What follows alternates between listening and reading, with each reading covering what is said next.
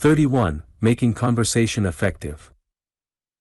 In conversation, avoid the extremes of forwardness and reserve. Cato. Conversation is the laboratory and workshop of the student. Emerson, Essays, Circles. The father of W. E. Gladstone considered conversation to be both an art and an accomplishment. Around the dinner table in his home, some topic of local or national interest, or some debated question, was constantly being discussed.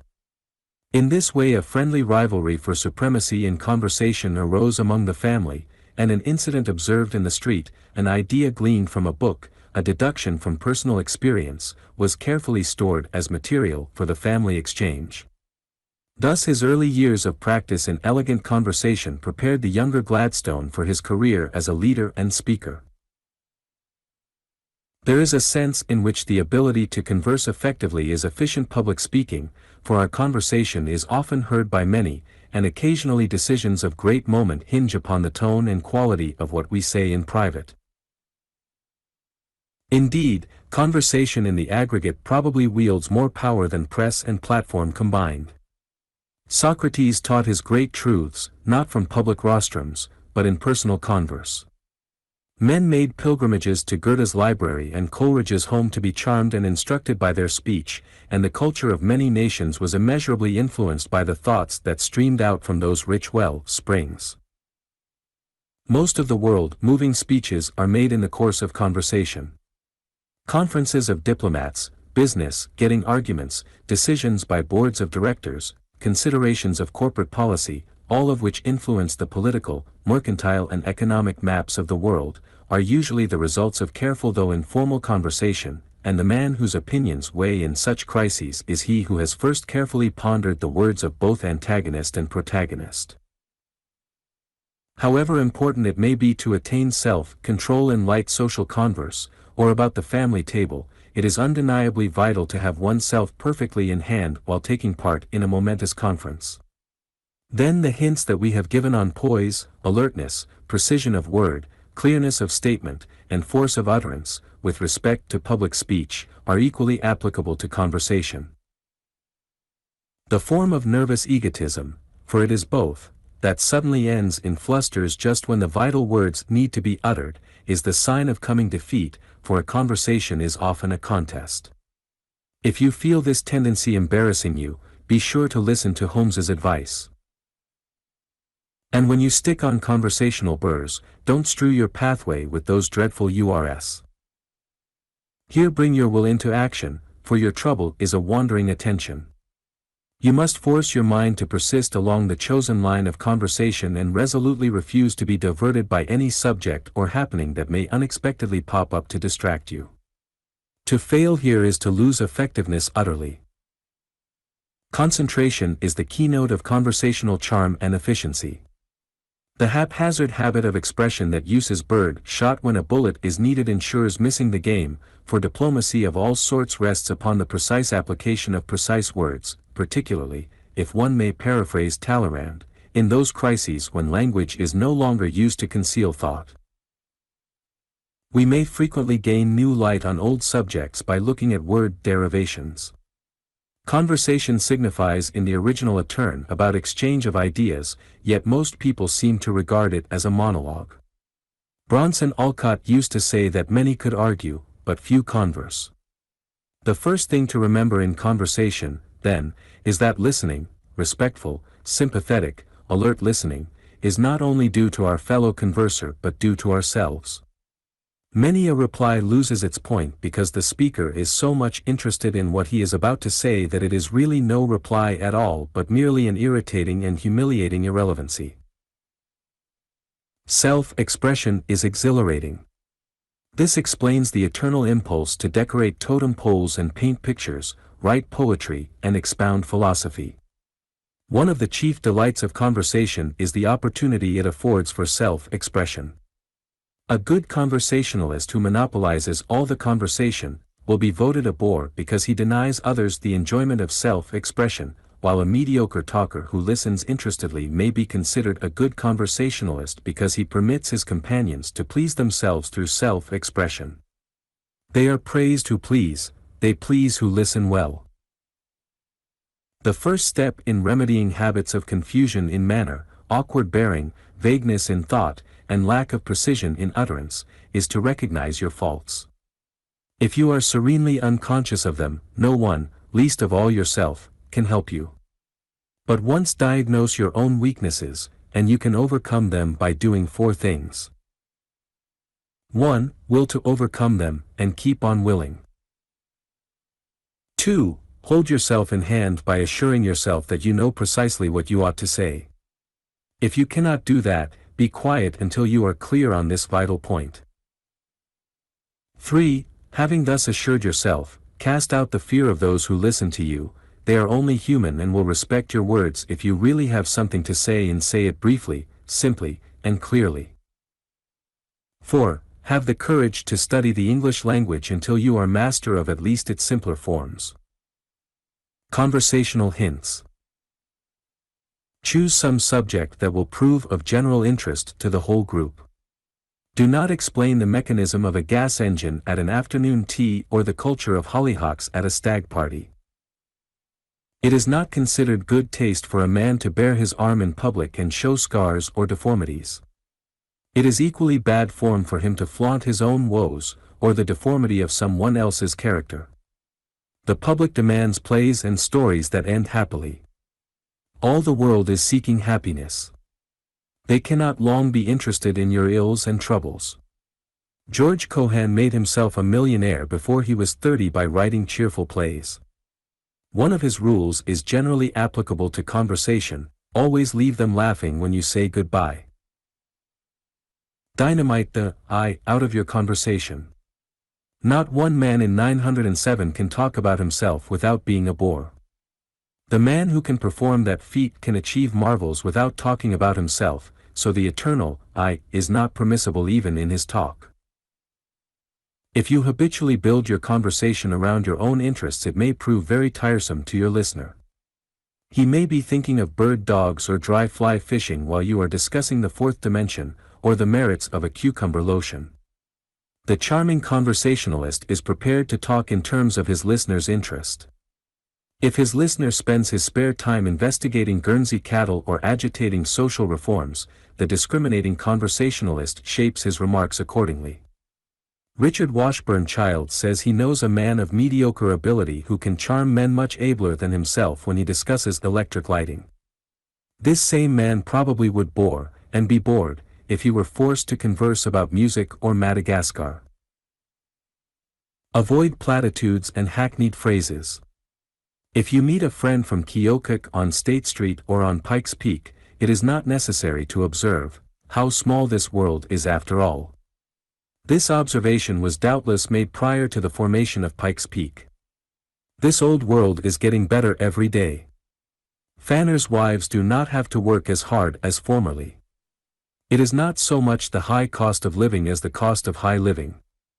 Such observations as these excite about the same degree of admiration as is drawn out by the appearance of a 1903 model touring car. If you have nothing fresh or interesting, you can always remain silent. How would you like to read a newspaper that flashed out in bold headlines, "Nice weather we are having," or daily gave columns to the same old material you had been reading week after week? Questions and exercises. 1. Give a short speech describing the conversational bore. 2. In a few words, give your idea of a charming converser. 3. What qualities of the orator should not be used in conversation. 4. Give a short humorous delineation of the conversational oracle. 5. Give an account of your first day at observing conversation around you. 6. Give an account of one day's effort to improve your own conversation. 7. Give a list of subjects you heard discussed during any recent period you may select. 8. What is meant by elastic touch in conversation?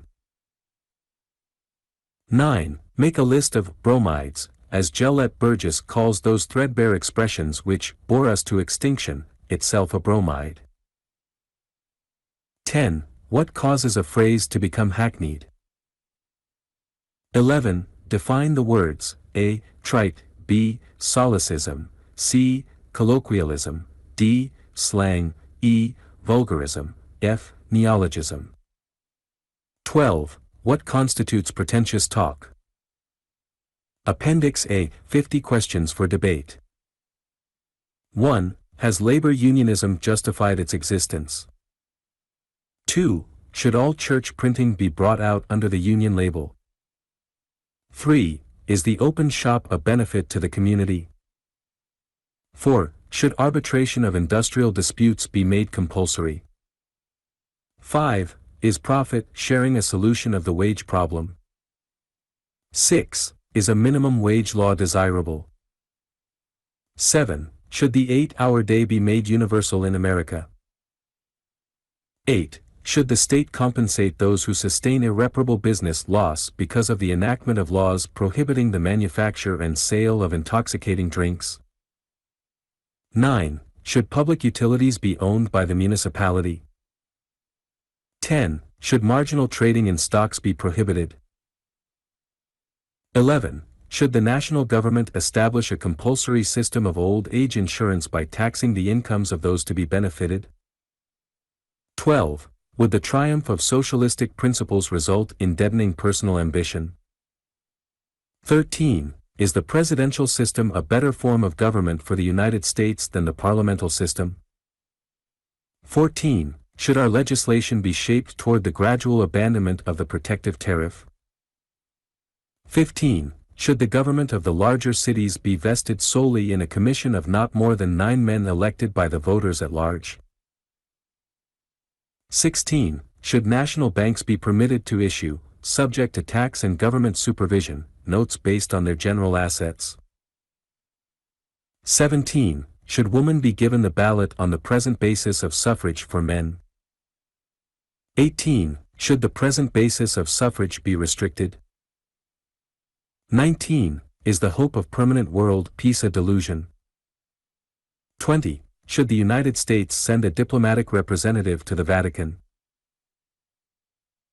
21. Should the powers of the world substitute an international police for national standing armies?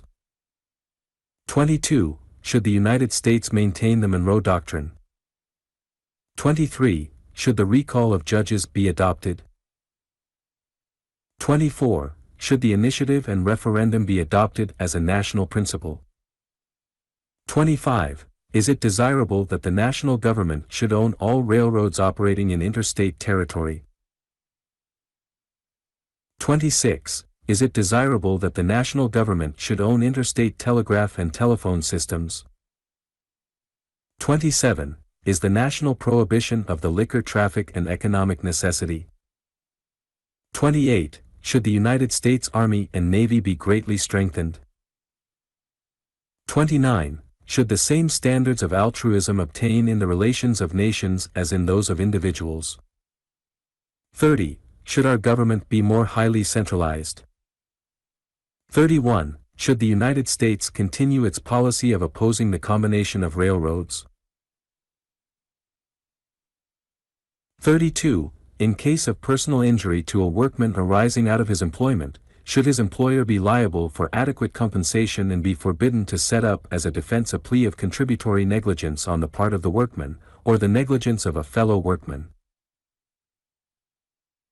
33. Should all corporations doing an interstate business be required to take out a federal license? 34. Should the amount of property that can be transferred by inheritance be limited by law? 35. Should equal compensation for equal labor, between women and men, universally prevail? 36. Does equal suffrage tend to lessen the interest of woman in her home? 37. Should the United States take advantage of the commercial and industrial weakness of foreign nations, brought about by the war, by trying to wrest from them their markets in Central and South America? 38. Should teachers of small children in the public schools be selected from among mothers? 39. Should football be restricted to colleges, for the sake of physical safety? 40. Should college students who receive compensation for playing summer baseball be debarred from amateur standing? 41. Should daily school hours and school vacations both be shortened? 42. Should home study for pupils in grade schools be abolished and longer school hours substituted? 43. Should the honor system in examinations be adopted in public high schools? 44. Should all colleges adopt the self-government system for its students? 45. Should colleges be classified by national law and supervision, and uniform entrance and graduation requirements maintained by each college in a particular class? 46. Should ministers be required to spend a term of years in some trade, business, or profession, before becoming pastors? 47. Is the YMCA losing its spiritual power? 48. Is the church losing its hold on thinking people? 49. Are the people of the United States more devoted to religion than ever? 50. Does the reading of magazines contribute to intellectual shallowness? Appendix B. 30 Themes for Speeches. With source references for material. 1. Kinship, a foundation stone of civilization. The State, Woodrow Wilson. 2. Initiative and referendum. The Popular Initiative and Referendum, O. M. Barnes. 3. Reciprocity with Canada. Article in Independent, 53, 2874, article in North American Review, 178, 205. 4. Is Mankind Progressing? Book of same title, M. M. Ballou. 5. Moses the Peerless Leader. Lecture by John Lord, in Beacon Lights of History. Note, this set of books contains a vast store of material for speeches. 6. The Spoils System. Sermon by the Reverend Dr. Henry Van Dyke, reported in the New York Tribune, February 25, 1895. 7. The Negro in Business. Part 3, Annual Report of the Secretary of Internal Affairs, Pennsylvania, 1912. 8. Immigration and Degradation. Americans or Aliens? Howard B. Gross. 9. What is the theater doing for America? The Drama Today, Charlton Andrews. 10. Superstition. Curiosities of Popular Custom, William S. Walsh. 11. The Problem of Old Age. Old Age Deferred, Arnold Lorand. 12. Who is the Tramp?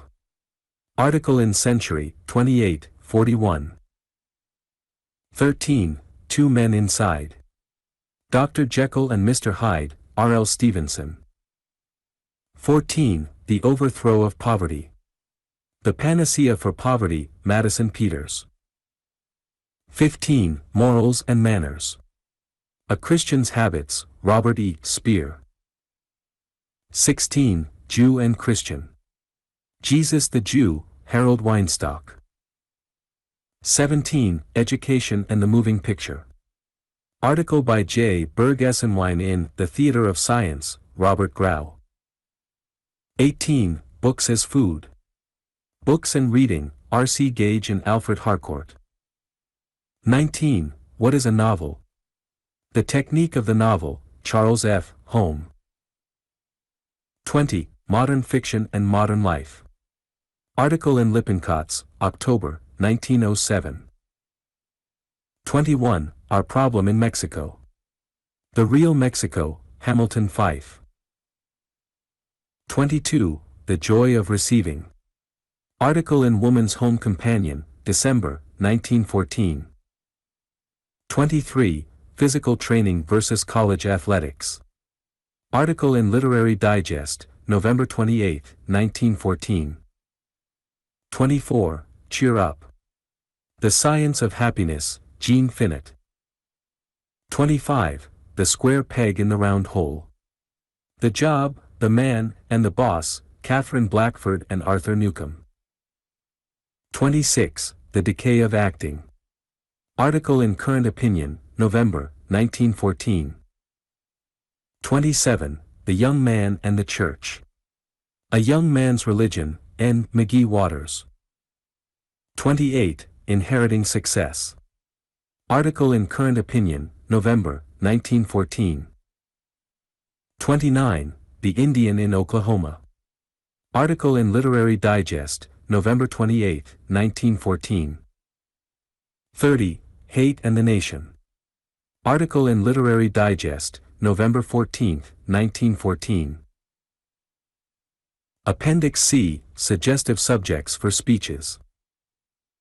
It must be remembered that the phrasing of the subject will not necessarily serve for the title, with occasional hints on treatment. 1. Movies and Morals. 2. The Truth About Lying. The Essence of Truth Telling and Lying. Lies that are not so considered. The Subtleties of Distinctions Required. Examples of implied and acted lies. 3. Benefits that follow disasters. Benefits that have arisen out of floods, fires, earthquakes, wars, etc. 4. Haste for leisure. How the speed mania is born of a vain desire to enjoy a leisure that never comes, or, on the contrary, how the seeming haste of the world has given men shorter hours off labor and more time for rest, study, and pleasure. 5. St. Paul's Message to New York. Truths from the epistles pertinent to the great cities of today.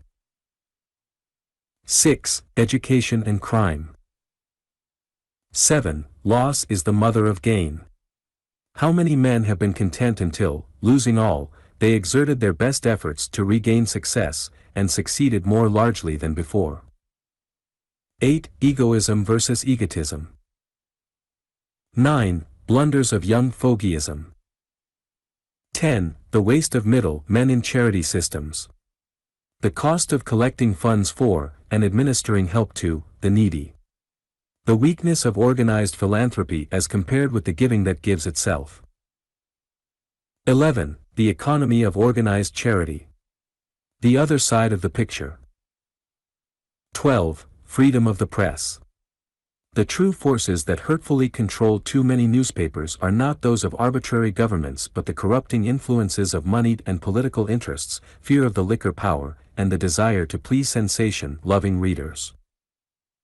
13. Helen Keller, Optimist. 14. Back to the Farm. A study of the reasons underlying the movement. 15. It was ever thus. In ridicule of the pessimist who is never surprised at seeing failure. 16. The Vocational High School. Value of direct training compared with the policy of laying broader foundations for later building. How the two theories work out in practice. Each plan can be especially applied in cases that seem to need special treatment. 17. All kinds of turning done here. A humorous, yet serious, discussion of the flopping, wind-mill character. 18. The Egoistic Altruist. Herbert Spencer's theory as discussed in The Data of Ethics. 19. How the City Menaces the Nation. Economic Perils in Massed Population. Show also the other side. Signs of the problems being solved. 20. The Robust Note in Modern Poetry. A comparison of the work of Galsworthy, Masefield and Kipling with that of some earlier poets. 21. The Ideals of Socialism. 22. The Future of the Small City. How men are coming to see the economic advantages of smaller municipalities. 23. Censorship for the theater. Its relation to morals and art. Its difficulties and its benefits. 24. For such a time as this. Mordecai's expression and its application to opportunities in modern woman's life. 25. Is the press venal? 26. Safety first. 27. Meanies and extremes. 28. Rubicons and pontoons. How great men not only made momentous decisions but created means to carry them out. A speech full of historical examples. 29. Economy or revenue. 30. The patriotism of protest against popular idols. 31. Savonarola, the divine outcast. 32. The true politician. Revert to the original meaning of the word. Build the speech around one man as the chief example. 33. Kernels and shells. Leadership and cannon fodder, a protest against war in its effect on the common people. 34. Why is a militant? A dispassionate examination of the claims of the British militant suffragette. 35. Art and morals. The difference between the nude and the naked in art. 36. Can my country be wrong? False patriotism and true, with examples of popularly hated patriots. 37. Government by party. An analysis of our present political system and the movement toward reform. 38. The effects of fiction on history. 39. The effects of history on fiction. 40. The influence of war on literature.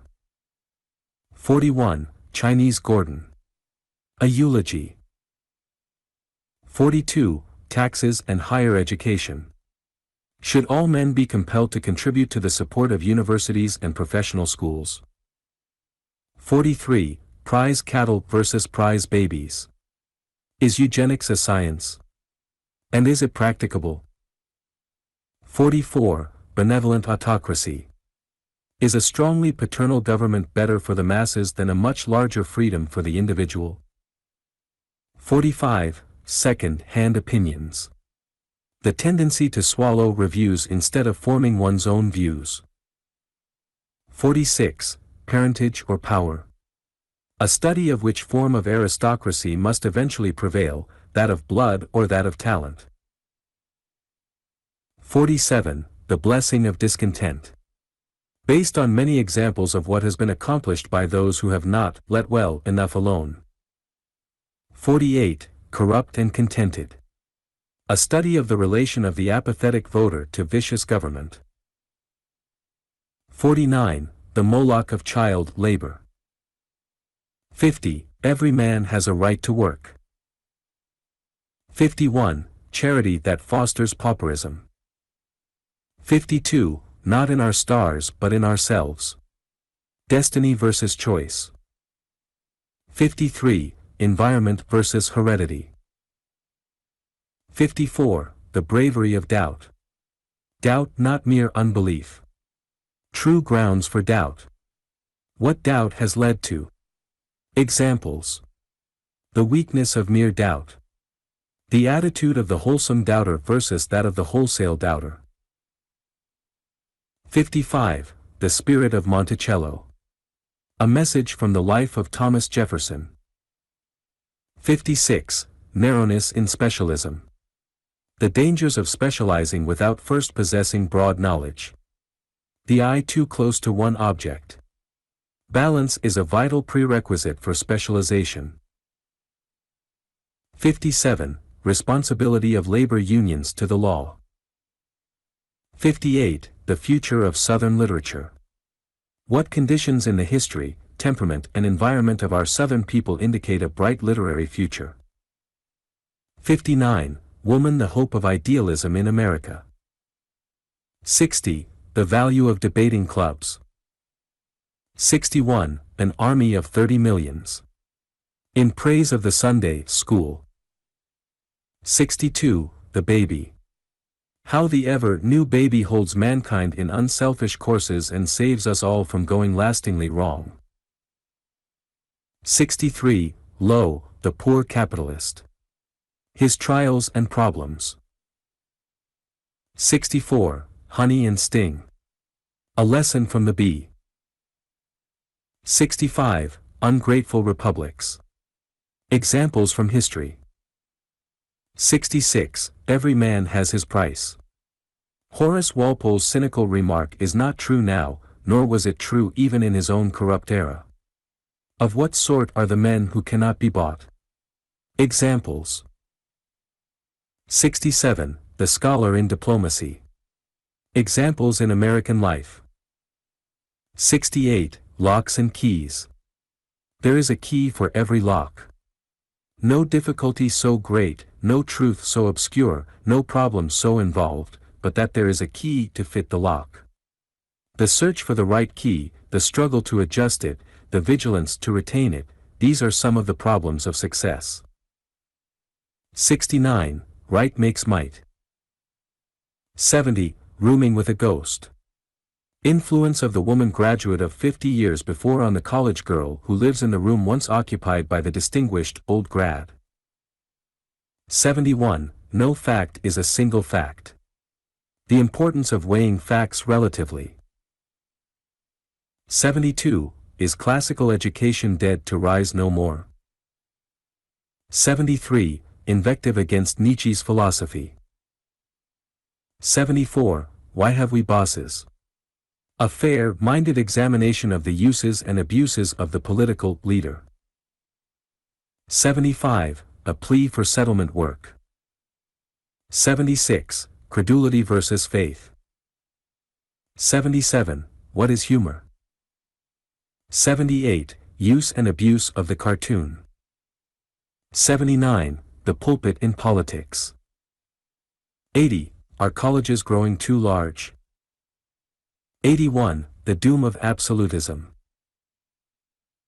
82. Shall woman help keep house for town, city, state, and nation?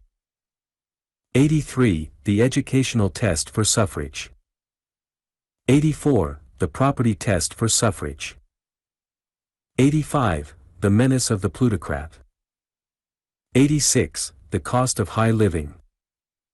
87. The cost of conveniences. 88. Waste in American life. 89. The effect of the photoplay on the legitimate theater. 90. Room for the kicker. 100. The need for trained diplomats. 101. The shadow of the Iron Chancellor. 102. The tyranny of the crowd. 103. Is our trial by jury satisfactory? 104. The high cost of securing justice. 105. The need for speedier court trials. 106. Triumphs of the American engineer. 107. Goethals and Gorgas. 108. Public education makes service to the public a duty. 109. Man owes his life to the common good. Appendix D. Speeches for Study and Practice, Newell Dwight Hillis, Brave Little Belgium. Delivered in Plymouth Church, Brooklyn, New York, October 18, 1914. Used by permission. Long ago Plato made a distinction between the occasions of war and the causes of war. The occasions of war lie upon the surface, and are known and read of all men, while the causes of war are embedded in racial antagonisms, in political and economic controversies. Narrative historians portray the occasions of war, philosophic historians, the secret and hidden causes. Thus the spark of fire that falls is the occasion of an explosion, but the cause of the havoc is the relation between charcoal, niter and saltpeter. The occasion of the Civil War was the firing upon Fort Sumter. The cause was the collision between the ideals of the Union presented by Daniel Webster and the secession taught by Calhoun.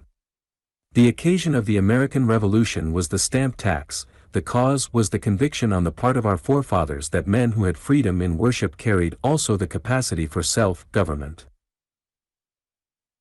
The occasion of the French Revolution was the purchase of a diamond necklace for Queen Marie Antoinette at a time when the treasury was exhausted. The cause of the revolution was feudalism. Not otherwise, the occasion of the great conflict that is now shaking our earth was the assassination of an Austrian boy and girl, but the cause is embedded in racial antagonisms and economic competition. As for Russia, the cause of the war was her desire to obtain the Bosphorus, and an open seaport, which is the prize offered for her attack upon Germany. As for Austria, the cause of the war is her fear of the growing power of the Balkan states, and the progressive slicing away of her territory. As for France, the cause of the war is the instinct of self-preservation that resists an invading host. As for Germany, the cause is her deep-seated conviction that every country has a moral right to the mouth of its greatest river. Unable to compete with England, by roundabout sea routes and a Kiel canal, she wants to use the route that nature digged for her through the mouth of the Rhine. As for England, the motherland is fighting to recover her sense of security. During the Napoleonic Wars, the second William Pitt explained the quadrupling of the taxes, the increase of the navy, and the sending of an English army against France, by the statement that justification of this proposed war is the preservation of England's sense of security. 10 years ago England lost her sense of security. Today she is not seeking to preserve, but to recover, the lost sense of security. She proposes to do this by destroying Germany's ironclads, demobilizing her army, wiping out her forts, and the partition of her provinces. The occasions of the war vary, with the color of the paper, white and gray and blue, but the causes of this war are embedded in racial antagonisms and economic and political differences. Why Little Belgium has the center of the stage. Tonight our study concerns Little Belgium, her people, and their part in this conflict. Be the reasons what they may, this little land stands in the center of the stage and holds the limelight. Once more David, armed with a sling, has gone up against 10 Goliaths.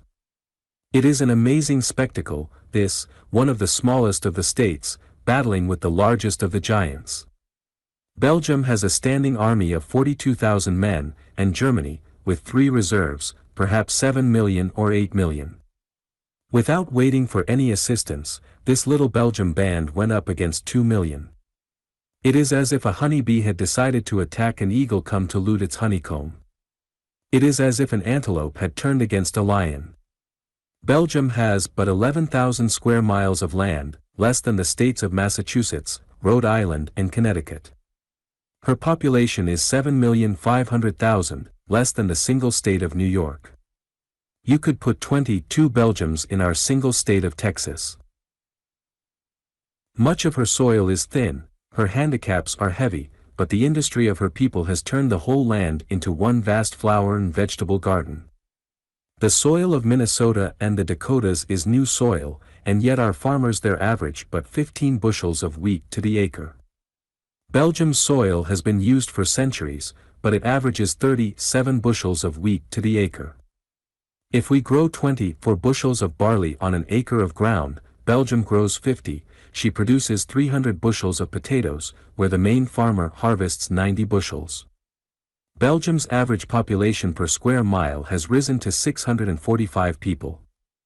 If Americans practiced intensive farming, if the population of Texas were as dense as it is in Belgium, 100 million of the United States, Canada and Central America could all move to Texas, while if our entire country was as densely populated as Belgium's, everybody in the world could live comfortably within the limits of our country.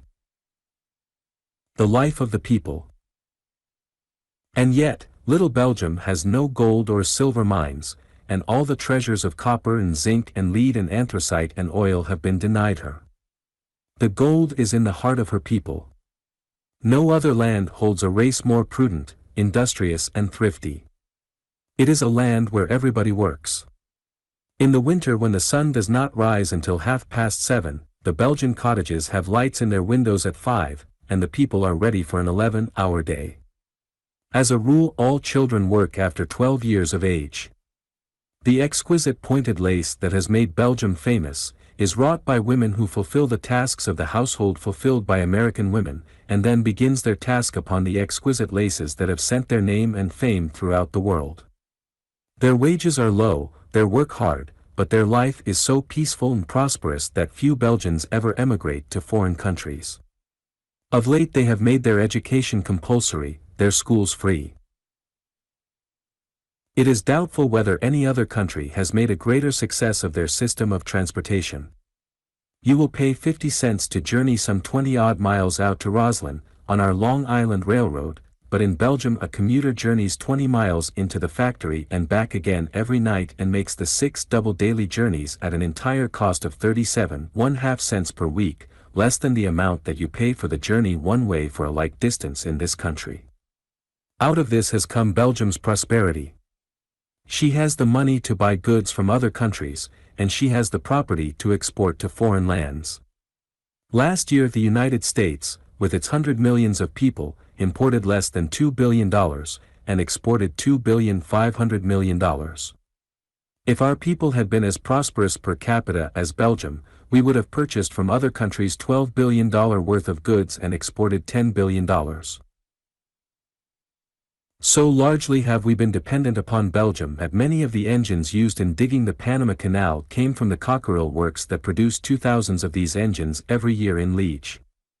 It is often said that the Belgians have the best courts in existence. The Supreme Court of Little Belgium has but one justice.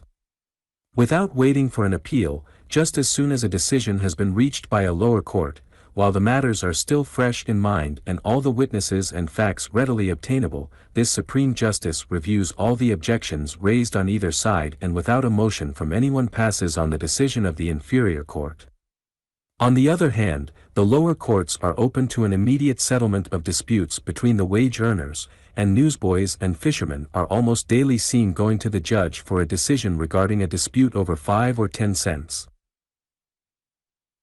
When the judge has questioned both sides, without the presence of attorneys, or the necessity of serving a process, or raising $1.25, as here, the poorest of the poor have their wrongs righted. It is said that not one decision out of 100 is appealed, thus calling for the existence of an attorney. To all other institutions organized in the interest of the wage earner has been added the National Savings Bank system, that makes loans to men of small means, that enables the farmer and the working man to buy a little garden and build a house, while at the same time ensuring the working man against accident and sickness. Belgium is a poor man's country, it has been said, because institutions have been administered in the interest of the men of small affairs. The Great Belgium Plain in History.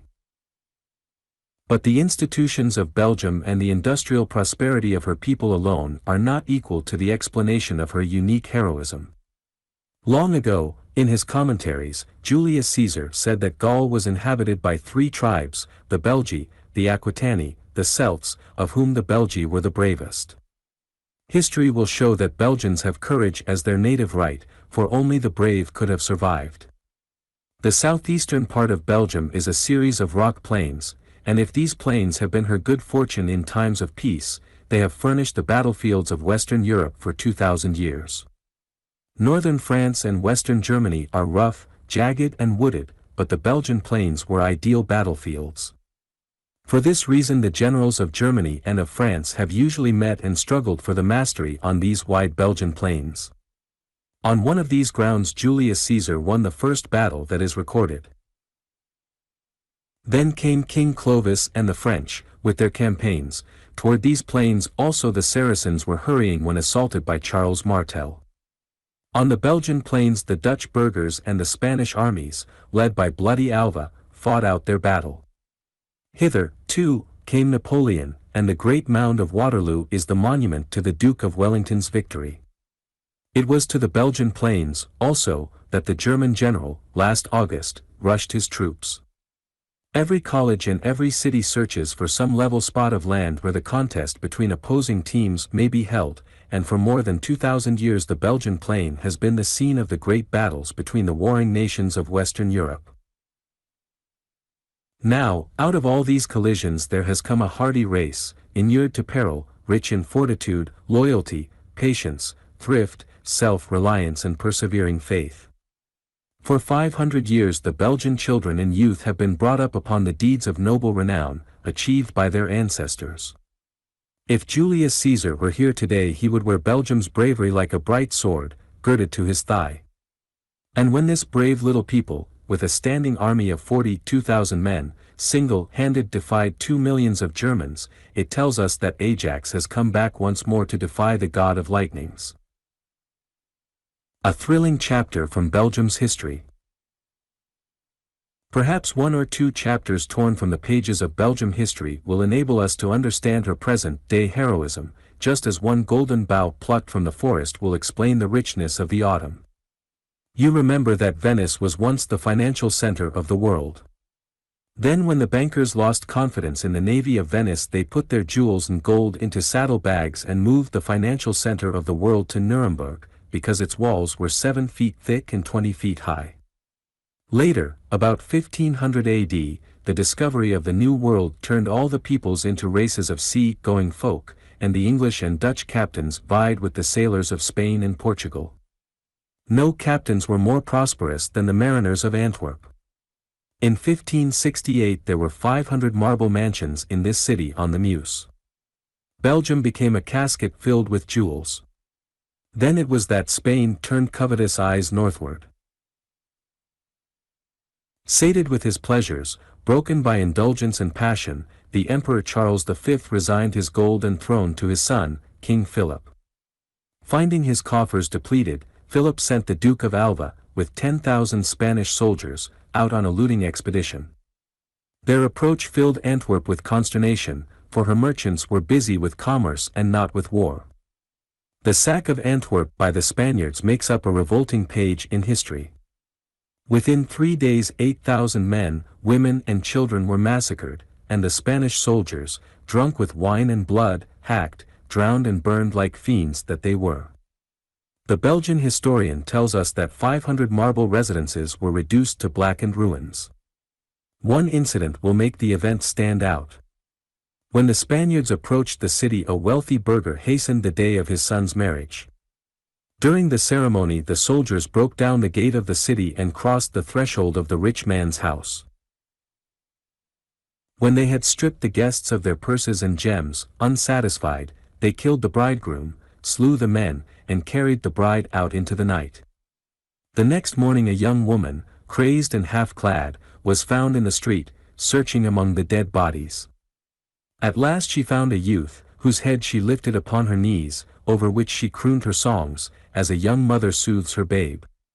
A Spanish officer passing by, humiliated by the spectacle, ordered a soldier to use his dagger and put the girl out of her misery. The horrors of the Inquisition. Having looted Antwerp, the treasure chest of Belgium, the Spaniards set up the Inquisition as an organized means of securing property. It is a strange fact that the Spaniard has excelled in cruelty as other nations have excelled in art or science or invention. Spain's cruelty to the Moors and the rich Jews forms one of the blackest chapters in history. Inquisitors became fiends. Moors were starved, tortured, burned, flung in wells. Jewish bankers had their tongues thrust through little iron rings, then the end of the tongue was seared that it might swell, and the banker was led by a string in the ring through the streets of the city. The women and the children were put on rafts that were pushed out into the Mediterranean Sea. When the swollen corpses drifted ashore, the plague broke out, and when that black plague spread over Spain it seemed like the justice of outraged nature. The expulsion of the Moors was one of the deadliest blows ever struck at science, commerce, art and literature. The historian tracks Spain across the continents by a trail of blood. Wherever Spain's hand has fallen it has paralyzed. From the days of Cortés, wherever her captains have given a pledge, the tongue that spake has been mildewed with lies and treachery. The wildest beasts are not in the jungle, man is the lion that rends, man is the leopard that tears, man's hate is the serpent that poisons, and the Spaniard entered Belgium to turn a garden into a wilderness. Within 1 year, 1568, Antwerp, that began with 125,000 people, ended it with 50,000. Many multitudes were put to death by the sword and stake, but many, many thousands fled to England, to begin anew their lives as manufacturers and mariners, and for years Belgium was one quaking peril, an inferno, whose torturers were Spaniards. The visitor in Antwerp is still shown the rack upon which they stretched the merchants that they might yield up their hidden gold. The painted lady may be seen. Opening her arms, she embraces the victim. The Spaniard, with his spear, forced the merchant into the deadly embrace. As the iron arms concealed in velvet folded together, one spike passed through each eye, another through the mouth, another through the heart. The painted lady's lips were poisoned, so that a kiss was fatal.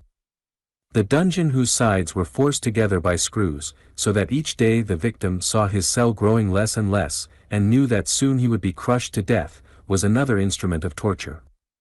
Literally thousands of innocent men and women were burned alive in the marketplace. There is no more piteous tragedy in history than the story of the decline and ruin of this superbly prosperous, literary and artistic country, and yet out of the ashes came new courage. Burned, broken, the Belgians and the Dutch were not beaten. Pushed at last into Holland, where they united their fortunes with the Dutch, they cut the dikes of Holland, and let in the ocean, and clinging to the dikes with their finger-tips, fought their way back to the land. But no sooner had the last of the Spaniards gone than out of their rags and poverty they founded a university as a monument to the providence of God in delivering them out of the hands of their enemies. For, the 16th century, in the form of a brave knight, wears little Belgium and Holland like a red rose upon his heart. The death of Egmont. But some of you will say that the Belgian people must have been rebels and guilty of some excess, and that had they remained quiescent, and not fomented treason, that no such fate could have overtaken them at the hands of Spain. Very well. I will take a youth who, at the beginning, believed in Charles V, a man who was as true to his ideals as the needle to the pole. One day the Bloody Council decreed the death of Egmont and Horn. Immediately afterward, the Duke of Alva sent an invitation to Egmont to be the guest of honor at a banquet in his own house. A servant from the palace that night delivered to the count a slip of paper, containing a warning to take the fleetest horse and flee the city, and from that moment not to eat or sleep without pistols at his hand. To all this Egmont responded that no monster ever lived who could, with an invitation of hospitality, trick a patriot. Like a brave man, the count went to the duke's palace. He found the guests assembled, but when he had handed his hat and cloak to the servant, Alva gave a sign, and from behind the curtains came Spanish musketeers, who demanded his sword. For instead of a banquet hall, the count was taken to a cellar, fitted up as a dungeon. Already Egmont had all but died for his country. He had used his ships, his trade, his gold, for righting the people's wrongs. He was a man of a large family, a wife and 11 children, and people loved him as to idolatry. But Alva was inexorable. He had made up his mind that the merchants and burghers had still much hidden gold, and if he killed their bravest and best, terror would fall upon all alike, and that the gold he needed would be forthcoming. That all the people might witness the scene, he took his prisoners to Brussels and decided to behead them in the public square. In the evening Egmont received the notice that his head would be chopped off the next day. A scaffold was erected in the public square. That evening he wrote a letter that is a marvel of restraint. Sire, I have learned this evening the sentence which your Majesty has been pleased to pronounce upon me. Although I have never had a thought, and believe myself never to have done a deed, which would tend to the prejudice of your service, or to the detriment of true religion, nevertheless I take patience to bear that which it has pleased the good God to permit. Therefore, I pray your Majesty to have compassion on my poor wife, my children and my servants, having regard to my past service. In which hope I now commend myself to the mercy of God. From Brussels, ready to die, this 5th of June, 1568. L'Amiral d'Egmont. Thus died a man who did as much probably for Holland as John Eliot for England, or Lafayette for France, or Samuel Adams for this young republic. The woe of Belgium. And now out of all this glorious past comes the woe of Belgium. Desolation has come like the whirlwind, and destruction like a tornado. But 90 days ago and Belgium was a hive of industry, and in the fields were heard the harvest songs. Suddenly, Germany struck Belgium. The whole world has but one voice, Belgium has innocent hands. She was led like a lamb to the slaughter. When the lover of Germany is asked to explain Germany's breaking of her solemn treaty upon the neutrality of Belgium, the German stands dumb and speechless. Merchants honor their written obligations. True citizens consider their word as good as their bond. Germany gave treaty, and in the presence of God and the civilized world, entered into a solemn covenant with Belgium. To the end of time, the German must expect this taunt, as worthless as a German treaty. Scarcely less black the 2 or 3 known examples of cruelty wrought upon non-resisting Belgians. In Brooklyn lives a Belgian woman. She planned to return home in late July to visit a father who had suffered paralysis, an aged mother and a sister who nursed both.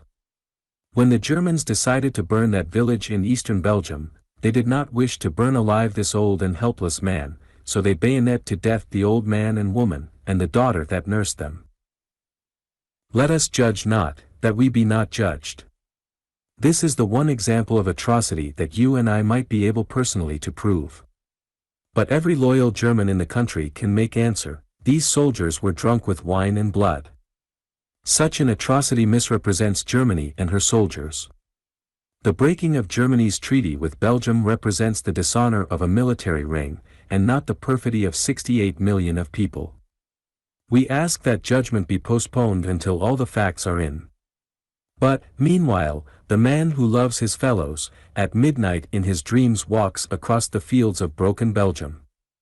All through the night air there comes the sob of Rachel, weeping for her children, because they are not. In moods of bitterness, of doubt and despair the heart cries out, how could a just God permit such cruelty upon innocent Belgium?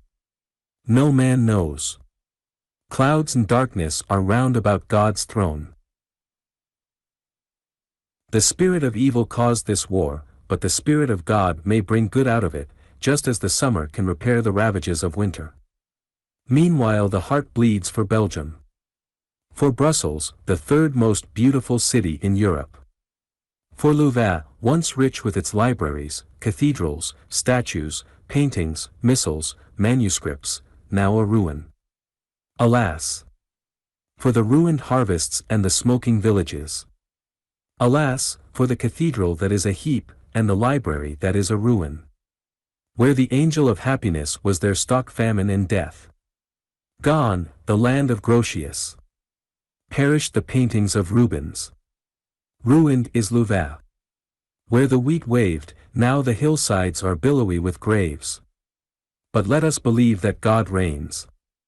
Perchance Belgium is slain like the Savior, that militarism may die like Satan. Without shedding of innocent blood there is no remission of sins through tyranny and greed. There is no wine without the crushing of the grapes from the tree of life. Soon liberty, God's dear child, will stand within the scene and comfort the desolate. Falling upon the great world's altar stairs, in this hour when wisdom is ignorance, and the strongest man clutches at dust and straw, let us believe with faith victorious over tears, that sometime God will gather broken-hearted little Belgium into his arms and comfort her as a father comforteth his well-beloved child. Henry Watterson. The New Americanism. Abridged. 8 years ago tonight, there stood where I am standing now a young Georgian, who, not without reason, recognized the significance of his presence here, and, in words whose eloquence I cannot hope to recall, appealed from the New South to New England for a united country. He is gone now. But, short as his life was, its heaven-born mission was fulfilled, the dream of his childhood was realized, for he had been appointed by God to carry a message of peace on earth, goodwill to men, and, this done, he vanished from the sight of mortal eyes, even as the dove from the ark. Grady told us, and told us truly, of that typical American who, in Dr. Talmage's mind's eye, was coming, but who, in Abraham Lincoln's actuality, had already come. In some recent studies into the career of that man, I have encountered many startling confirmations of this judgment, and from that rugged trunk, drawing its sustenance from gnarled roots, interlocked with cavalier sprays and Puritan branches deep beneath the soil, is springing, a shapely tree, symmetric in all its parts, under whose sheltering boughs this nation shall have the new birth of freedom Lincoln promised it, and mankind the refuge which was sought by the forefathers when they fled from oppression. Thank God, the axe, the gibbet, and the stake have had their day. They have gone, let us hope, to keep company with the lost arts.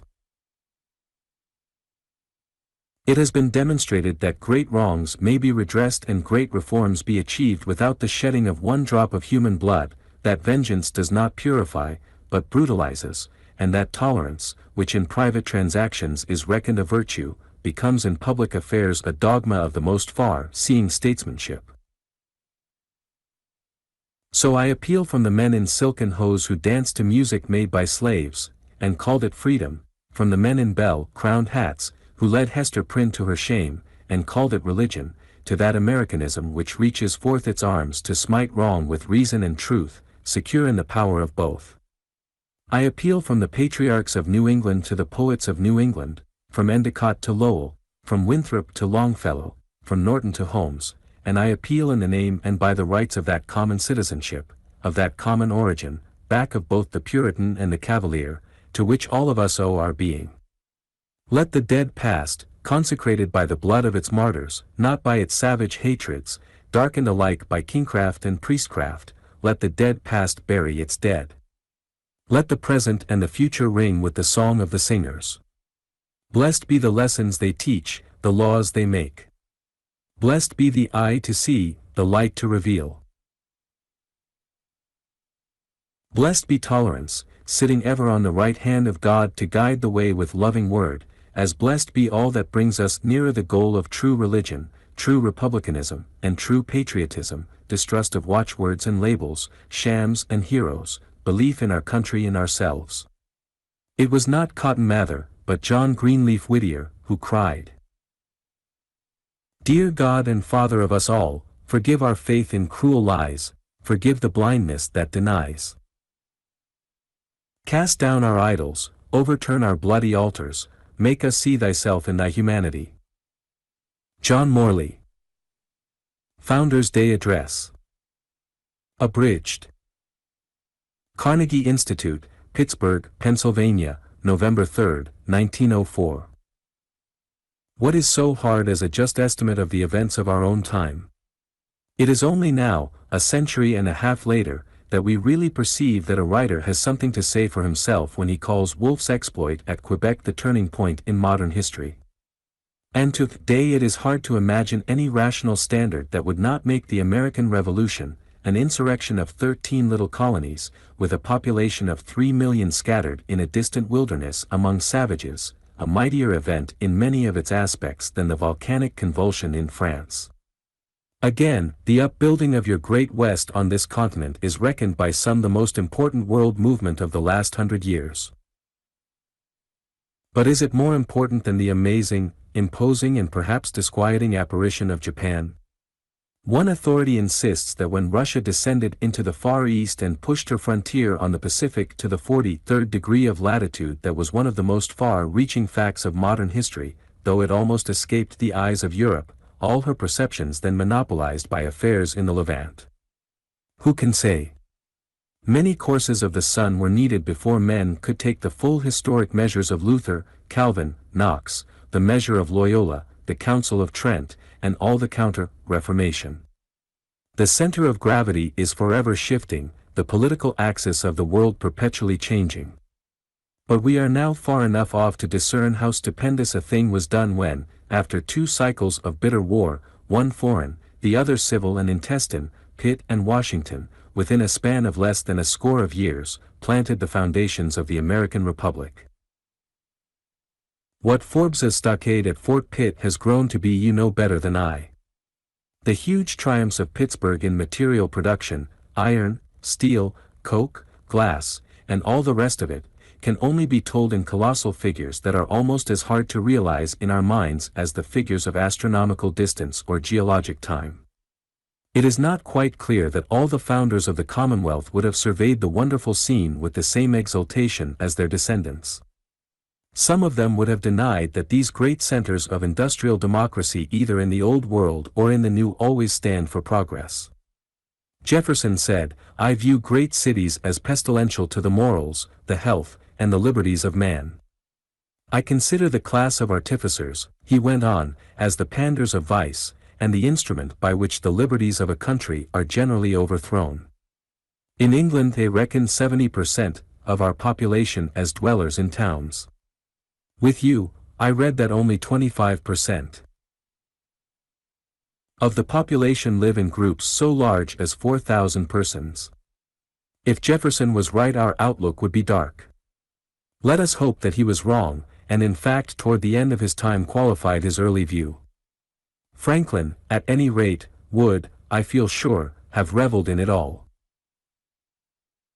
That great man, a name in the forefront among the practical intelligences of human history, once told a friend that when he dwelt upon the rapid progress that mankind was making in politics, morals, and the arts of living, and when he considered that each one improvement always begets another, he felt assured that the future progress of the race was likely to be quicker than it had ever been. He was never wearied of foretelling inventions yet to come, and he wished he could revisit the earth at the end of a century to see how mankind was getting on. With all my heart I share his wish. Of all the men who have built up great states, I do believe there is not one whose alacrity of sound sense and single-eyed beneficence of aim could be more safely trusted than Franklin to draw light from the clouds and pierce the economic and political confusions of our time. We can imagine the amazement and complacency of that shrewd benignant mind if he could watch all the giant marvels of your mills and furnaces, and all the apparatus devised by the wondrous inventive faculties of man, if he could have foreseen that his experiments with the kite in his garden at Philadelphia, his tubes, his Leyden jars would end in the electric appliances of today, the largest electric plant in all the world on the site of Fort Duquesne, if he could have heard of 5 billion of passengers carried in the United States by electric motor power in a year, if he could have realized all the rest of the magician's tale of our time. Still more would he have been astounded and elated could he have foreseen, beyond all advances in material production, the unbroken strength of that political structure which he had so grand a share in rearing. Into this very region where we are this afternoon, swept wave after wave of immigration, English from Virginia flowed over the border, bringing English traits, literature, habits of mind, Scots Irish, originally from Ulster, flowed in from central Pennsylvania, Catholics from southern Ireland, new hosts from southern and east-central Europe. This is not the 4th of July.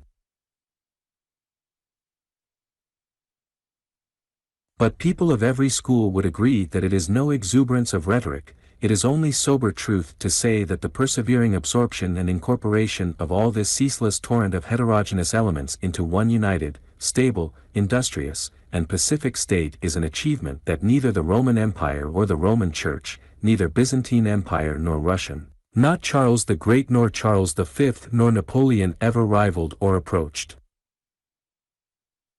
We are usually apt to excuse the slower rate of liberal progress in our old world by contrasting the obstructive barriers of prejudice, survival, solecism, anachronism, convention, institution, all so obstinately rooted, even when the branches seem bare and broken, in an old world, with the open and disengaged ground of the new. Yet in fact your difficulties were at least as formidable as those of the older civilizations into whose fruitful heritage you have entered. Unique was the necessity of this gigantic task of incorporation, the assimilation of people of diverse faiths and race. A second difficulty was more formidable still, how to erect and work a powerful and wealthy state on such a system as to combine the centralized concert of a federal system with local independence, and to unite collective energy with the encouragement of individual freedom. This last difficulty that you have so successfully up to now surmounted, at the present hour confronts the mother country and deeply perplexes her statesmen.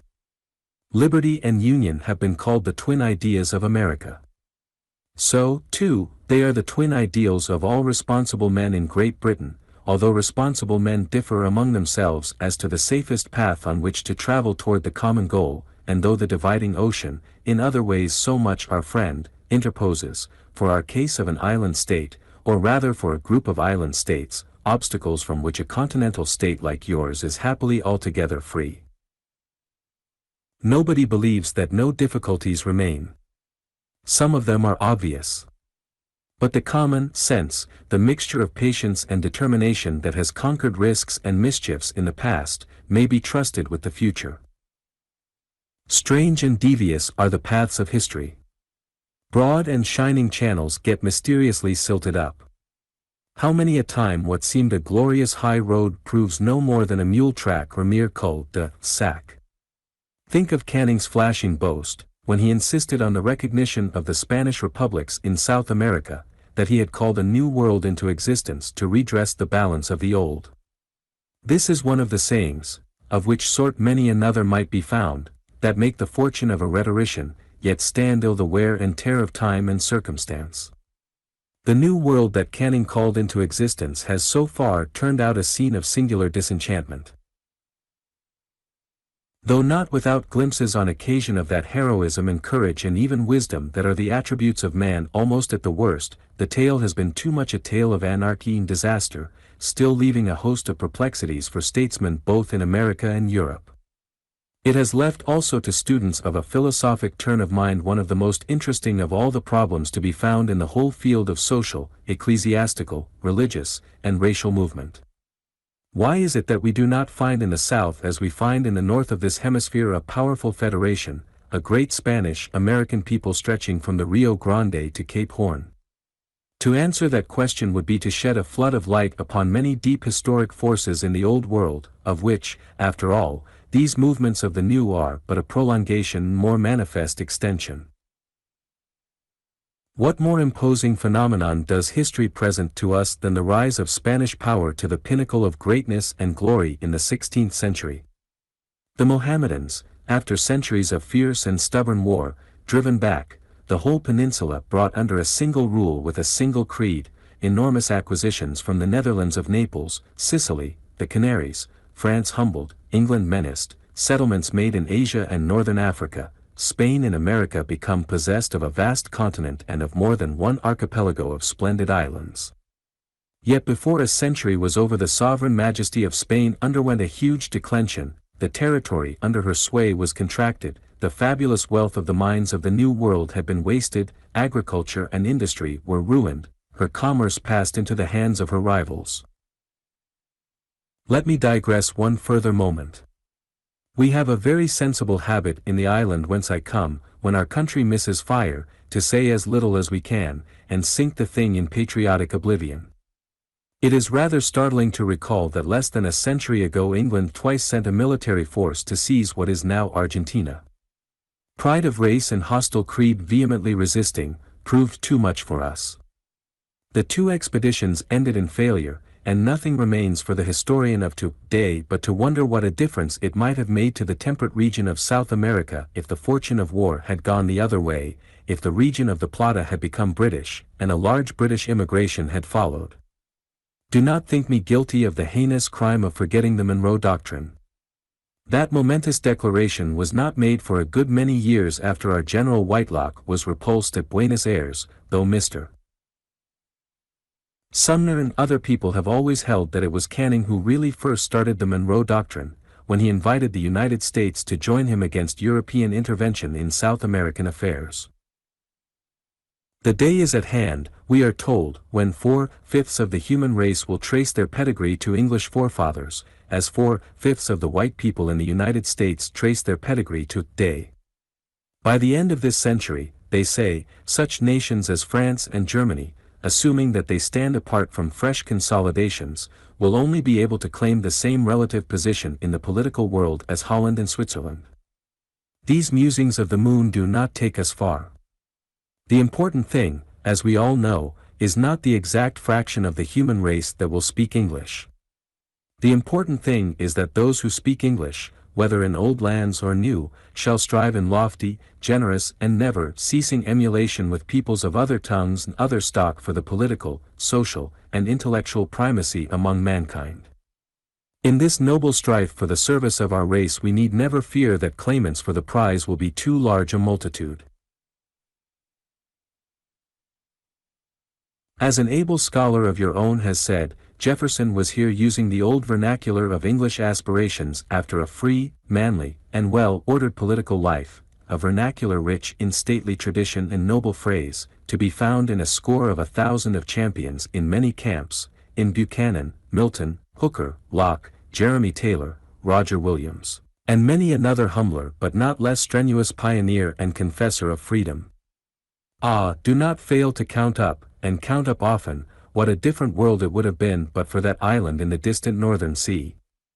These were the tributary fountains, that, as time went on, swelled into the broad confluence of modern time. What was new in 1776 was the transformation of thought into actual polity. What is progress?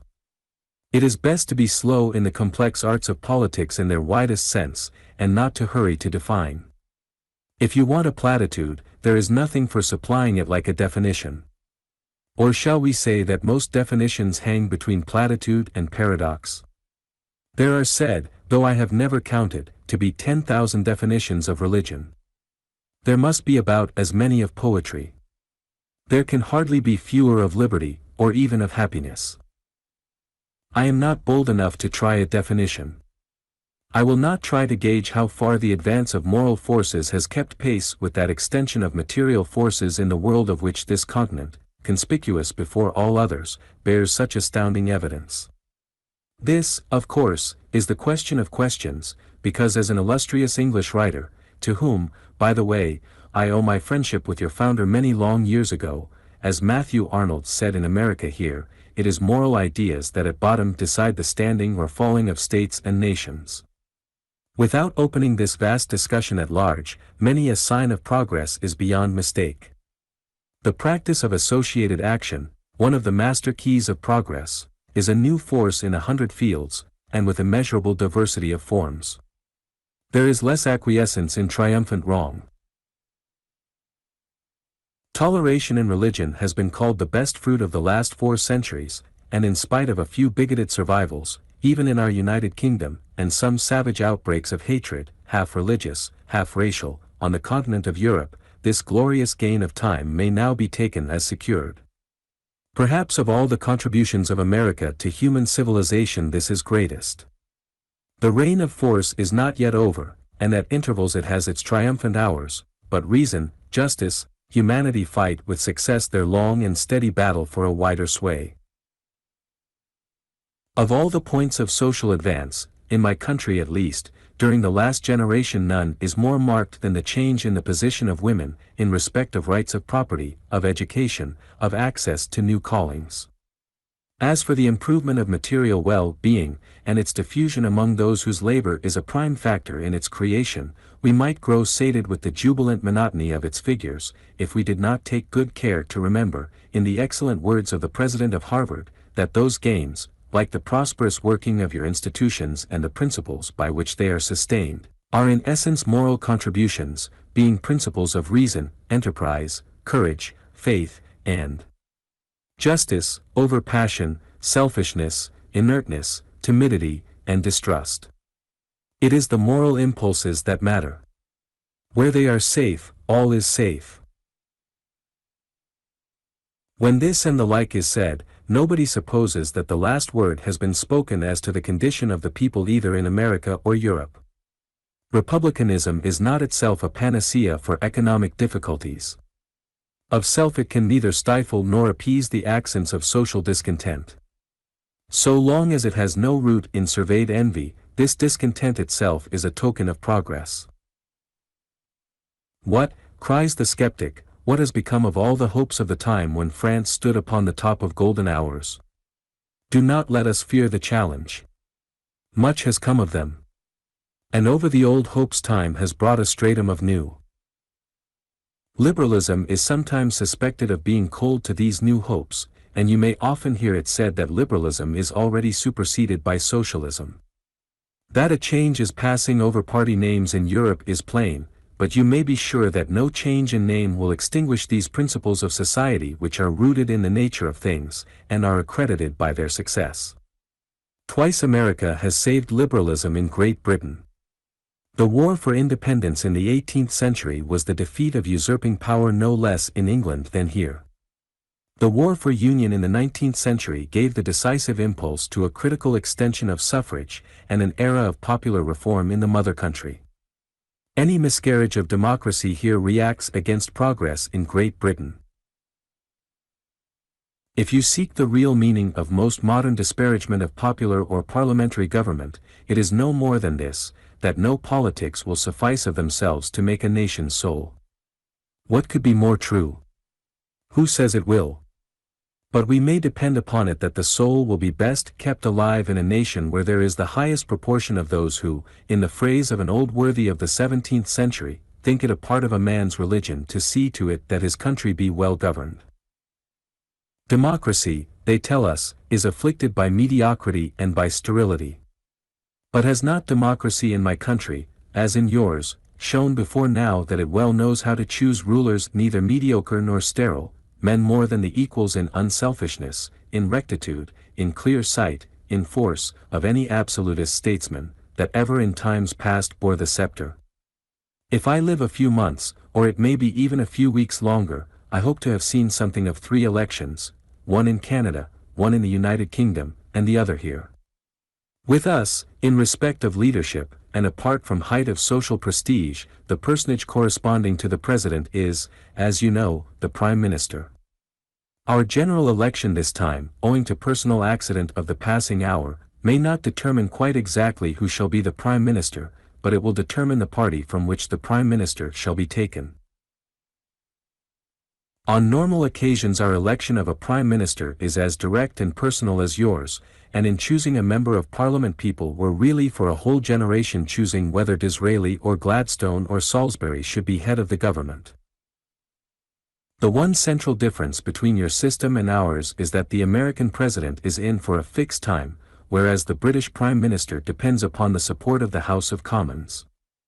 If he loses that, his power may not endure a 12-month. If on the other hand, he keeps it, he may hold office for a dozen years.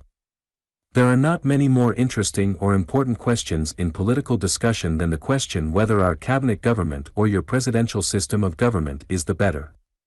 This is not the place to argue it. Between 1868 and now, a period of 36 years, we have had 8 ministries. This would give an average life of 4.5 years. Of these 8 governments 5 lasted over 5 years.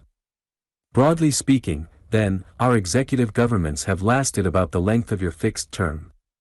As for ministers swept away by a gust of passion, I can only recall the overthrow of Lord Palmerston in 1858 for being thought too subservient to France.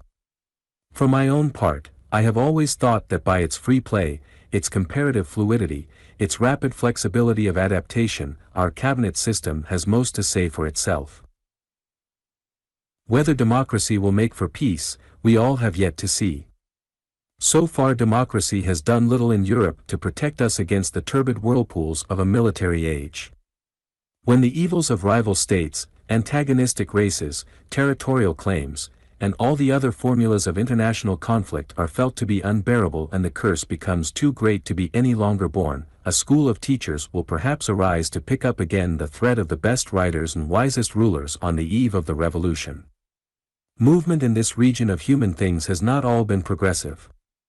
If we survey the European courts from the end of the 7 Years' War down to the French Revolution, we note the marked growth of a distinctly international and Pacific spirit.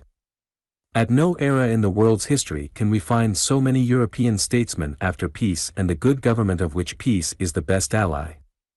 That sentiment came to violent end when Napoleon arose to scourge the world.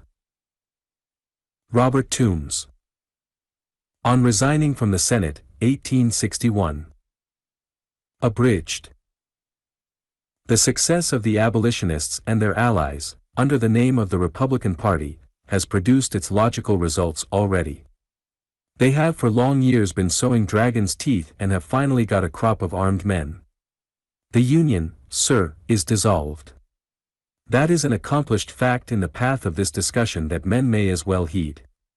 One of your confederates has already wisely, bravely, boldly confronted public danger, and she is only ahead of many of her sisters because of her greater facility for speedy action. The greater majority of those sister states, under like circumstances, consider her cause as their cause, and I charge you in their name to, day, touch not Siguntum 37. It is not only their cause, but it is a cause which receives the sympathy and will receive the support of tens and hundreds of honest patriot men in the non-slaveholding states, who have hitherto maintained constitutional rights, and who respect their oaths, abide by compacts, and love justice.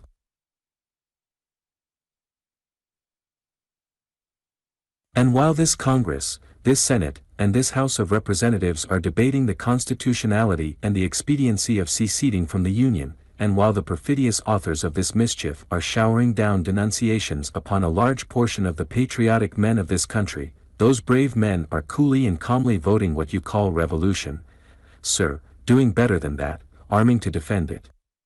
They appealed to the Constitution, they appealed to justice, they appealed to fraternity, until the Constitution, justice, and fraternity were no longer listened to in the legislative halls of their country, and then, sir, they prepared for the arbitrament of the sword, and now you see the glittering bayonet, and you hear the tramp of armed men from your capital to the Rio Grande. It is a sight that gladdens the eyes and cheers the hearts of other millions ready to second them. Inasmuch, sir, as I have labored earnestly, honestly, sincerely, with these men to avert this necessity so long as I deemed it possible, and inasmuch as I heartily approve their present conduct of resistance, I deem it my duty to state their case to the Senate, to the country, and to the civilized world. Senators, my countrymen have demanded no new government, they have demanded no new constitution. Look to their records at home and here from the beginning of this national strife until its consummation in the disruption of the empire, and they have not demanded a single thing except that you shall abide by the Constitution of the United States, that constitutional rights shall be respected, and that justice shall be done. Sirs, they have stood by your Constitution, they have stood by all its requirements, they have performed all its duties unselfishly, uncalculatingly, disinterestedly, until a party sprang up in this country which endangered their social system, a party which they arraign, and which they charge before the American people and all mankind with having made proclamation of outlawry against 4,000 millions of their property in the territories of the United States, with having put them under the ban of the empire in all the states in which their institutions exist outside the protection of federal laws, with having aided and abetted insurrection from within and invasion from without with the view of subverting those institutions, and desolating their homes and their firesides. For these causes they have taken up arms. I have stated that the discontented states of this Union have demanded nothing but clear, distinct, unequivocal, well-acknowledged constitutional rights, rights affirmed by the highest judicial tribunals of their country, rights older than the Constitution, rights which are planted upon the immutable principles of natural justice, rights which have been affirmed by the good and the wise of all countries, and of all centuries. We demand no power to injure any man. We demand no right to injure our Confederate states. We demand no right to interfere with their institutions either by word or deed. We have no right to disturb their peace, their tranquility, their security. We have demanded of them simply, solely, nothing else, to give us equality, security and tranquility. Give us these, and peace restores itself. Refuse them, and take what you can get. What do the rebels demand? First, that the people of the United States shall have an equal right to emigrate and settle in the present or any future acquired territories, with whatever property they may possess, including slaves, and be securely protected in its peaceable enjoyment until such territory may be admitted as a state into the Union, with or without slavery, as she may determine, on an equality with all existing states. That is our territorial demand. We have fought for this territory when blood was its price. We have paid for it when gold was its price. We have not proposed to exclude you, though you have contributed very little of blood or money. I refer especially to New England. We demand only to go into those territories upon terms of equality with you, as equals in this great confederacy, to enjoy the common property of the whole Union, and receive the protection of the common government, until the territory is capable of coming into the Union as a sovereign state, when it may fix its own institutions to suit itself. The second proposition is, that property in slaves shall be entitled to the same protection from the government of the United States, in all of its departments, everywhere, which the Constitution confers the power upon it to extend to any other property, provided nothing herein contained shall be construed to limit or restrain the right now belonging to every state to prohibit, abolish, or establish and protect slavery within its limits. We demand of the common government to use its granted powers to protect our property as well as yours. For this protection we pay as much as you do. This very property is subject to taxation. It has been taxed by you and sold by you for taxes. The title to thousands and tens of thousands of slaves is derived from the United States. We claim that the government, while the Constitution recognizes our property for the purposes of taxation, shall give it the same protection that it gives yours. Ought it not to be so? You say no. Every one of you upon the committee said no. Your senators say no. Your House of Representatives says no. Throughout the length and breadth of your conspiracy against the Constitution there is but one shout of no. This recognition of this right is the price of my allegiance. Withhold it, and you do not get my obedience. This is the philosophy of the armed men who have sprung up in this country. Do you ask me to support a government that will tax my property, that will plunder me, that will demand my blood, and will not protect me? I would rather see the population of my native state laid 6 feet beneath her sod than they should support for 1 hour such a government. Protection is the price of obedience everywhere, in all countries. It is the only thing that makes government respectable. Deny it and you cannot have free subjects or citizens, you may have slaves. We demand, in the next place, that persons committing crimes against slave property in one state, and fleeing to another, shall be delivered up in the same manner as persons committing crimes against other property, and that the laws of the state from which such persons flee shall be the test of criminality. That is another one of the demands of an extremist and a rebel. But the non-slaveholding states, treacherous to their oaths and compacts, have steadily refused, if the criminal only stole a Negro and that Negro was a slave, to deliver him up. It was refused twice on the requisition of my own state as long as 22 years ago. It was refused by Kent and by Fairfield, governors of Maine, and representing, I believe, each of the then federal parties. We appealed then to fraternity, but we submitted, and this constitutional right has been practically a dead letter from that day to this. The next case came up between us and the state of New York, when the present senior senator, Mr. Seward, was the governor of that state, and he refused it. Why? He said it was not against the laws of New York to steal a Negro, and therefore he would not comply with the demand. He made a similar refusal to Virginia. Yet these are our Confederates, these are our sister states. There is the bargain, there is the compact. You have sworn to it. Both these governors swore to it. The senator from New York swore to it. The governor of Ohio swore to it when he was inaugurated. You cannot bind them by oaths. Yet they talk to us of treason, and I suppose they expect to whip freemen into loving such brethren. They will have a good time in doing it. It is natural we should want this provision of the Constitution carried out. The Constitution says slaves are property, the Supreme Court says so, the Constitution says so. The theft of slaves is a crime, they are a subject matter of felonious asportation. By the text and letter of the Constitution you agreed to give them up. You have sworn to do it, and you have broken your oaths. Of course, those who have done so look out for pretexts. Nobody expected them to do otherwise. I do not think I ever saw a perjurer, however bald and naked, who could not invent some pretext to palliate his crime, or who could not, for 15 shillings, hire an Old Bailey lawyer to invent some for him. Yet this requirement of the Constitution is another one of the extreme demands of an extremist and a rebel.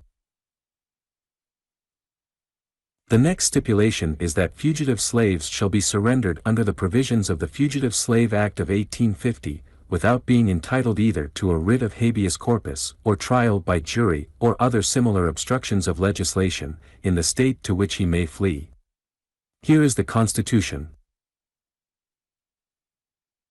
No person held to service or labor in one state, under the laws thereof, escaping into another, shall, in consequence of any law or regulation therein, be discharged from such service or labor, but shall be delivered up on claim of the party to whom such service or labor may be due. This language is plain, and everybody understood it the same way for the first 40 years of your government. In 1793, in Washington's time, an act was passed to carry out this provision. It was adopted unanimously in the Senate of the United States, and nearly so in the House of Representatives. Nobody then had invented pretexts to show that the Constitution did not mean a Negro slave. It was clear, it was plain. Not only the federal courts, but all the local courts in all the states, decided that this was a constitutional obligation. How is it now? The North sought to evade it. Following the instincts of their natural character, they commenced with the fraudulent fiction that fugitives were entitled to habeas corpus, entitled to trial by jury in the state to which they fled. They pretended to believe that our fugitive slaves were entitled to more rights than their white citizens. Perhaps they were right, they know one another better than I do. You may charge a white man with treason, or felony, or other crime, and you do not require any trial by jury before he is given up. There is nothing to determine but that he is legally charged with a crime and that he fled, and then he is to be delivered up upon demand. White people are delivered up every day in this way, but not slaves. Slaves, black people, you say, are entitled to trial by jury, and in this way schemes have been invented to defeat your plain constitutional obligations. Senators, the Constitution is a compact. It contains all our obligations and the duties of the federal government. I am content and have ever been content to sustain it. While I doubt its perfection, while I do not believe it was a good compact, and while I never saw the day that I would have voted for it as a proposition de novo, yet I am bound to it by oath and by that common prudence which would induce men to abide by established forms rather than to rush into unknown dangers. I have given to it, and intend to give to it, unfaltering support and allegiance, but I choose to put that allegiance on the true ground, not on the false idea that anybody's blood was shed for it. I say that the Constitution is the whole compact. All the obligations, all the chains that fetter the limbs of my people, are nominated in the bond, and they wisely excluded any conclusion against them, by declaring that the powers not granted by the Constitution to the United States, or forbidden by it to the states, belong to the states respectively or the people. Now I will try it by that standard, I will subject it to that test. The law of nature, the law of justice, would say, and it is so expounded by the publicists, that equal rights in the common property shall be enjoyed. Even in a monarchy the king cannot prevent the subjects from enjoying equality in the disposition of the public property. Even in a despotic government this principle is recognized. It was the blood and the money of the whole people, says the learned Grotius, and say all the publicists, which acquired the public property, and therefore it is not the property of the sovereign. This right of equality being, then, according to justice and natural equity, a right belonging to all states, when did we give it up? You say Congress has a right to pass rules and regulations concerning the territory and other property of the United States. Very well. Does that exclude those whose blood and money paid for it? Does dispose of mean to rob the rightful owners? You must show a better title than that, or a better sword than we have. What, then, will you take? You will take nothing but your own judgment. That is, you will not only judge for yourselves, not only discard the court, discard our construction, discard the practice of the government, but you will drive us out, simply because you will it. Come and do it. You have sapped the foundations of society, you have destroyed almost all hope of peace. In a compact where there is no common arbiter, where the parties finally decide for themselves, the sword alone at last becomes the real, if not the constitutional, arbiter. Your party says that you will not take the decision of the Supreme Court. You said so at Chicago, you said so in committee, every man of you in both houses says so. What are you going to do? You say we shall submit to your construction.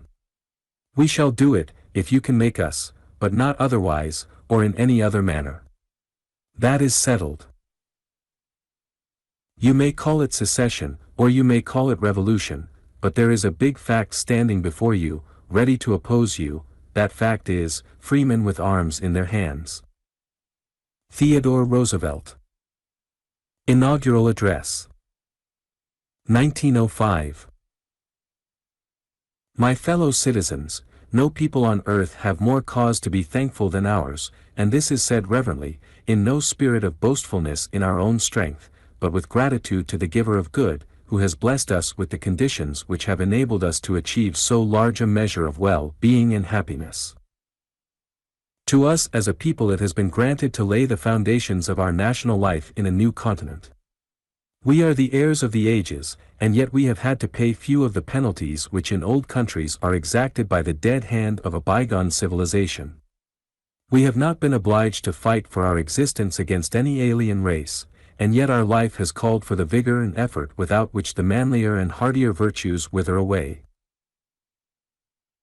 Under such conditions it would be our own fault if we failed, and the success which we have had in the past, the success which we confidently believe the future will bring, should cause in us no feeling of vainglory, but rather a deep and abiding realization of all that life has offered us, a full acknowledgement of the responsibility which is ours, and a fixed determination to show that under a free government a mighty people can thrive best, alike as regard the things of the body and the things of the soul.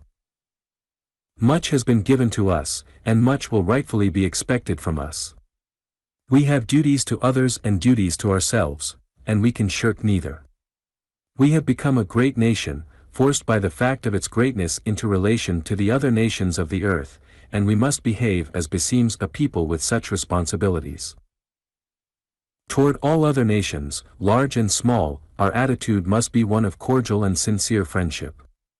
We must show not only in our words but in our deeds that we are earnestly desirous of securing their goodwill by acting toward them in a spirit of just and generous recognition of all their rights.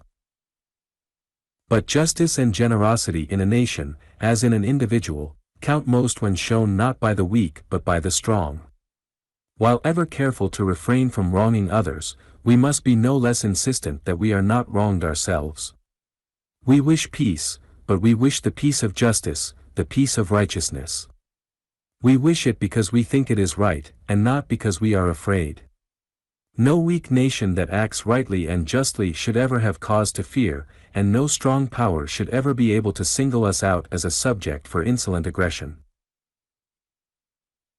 Our relations with the other powers of the world are important, but still more important are our relations among ourselves.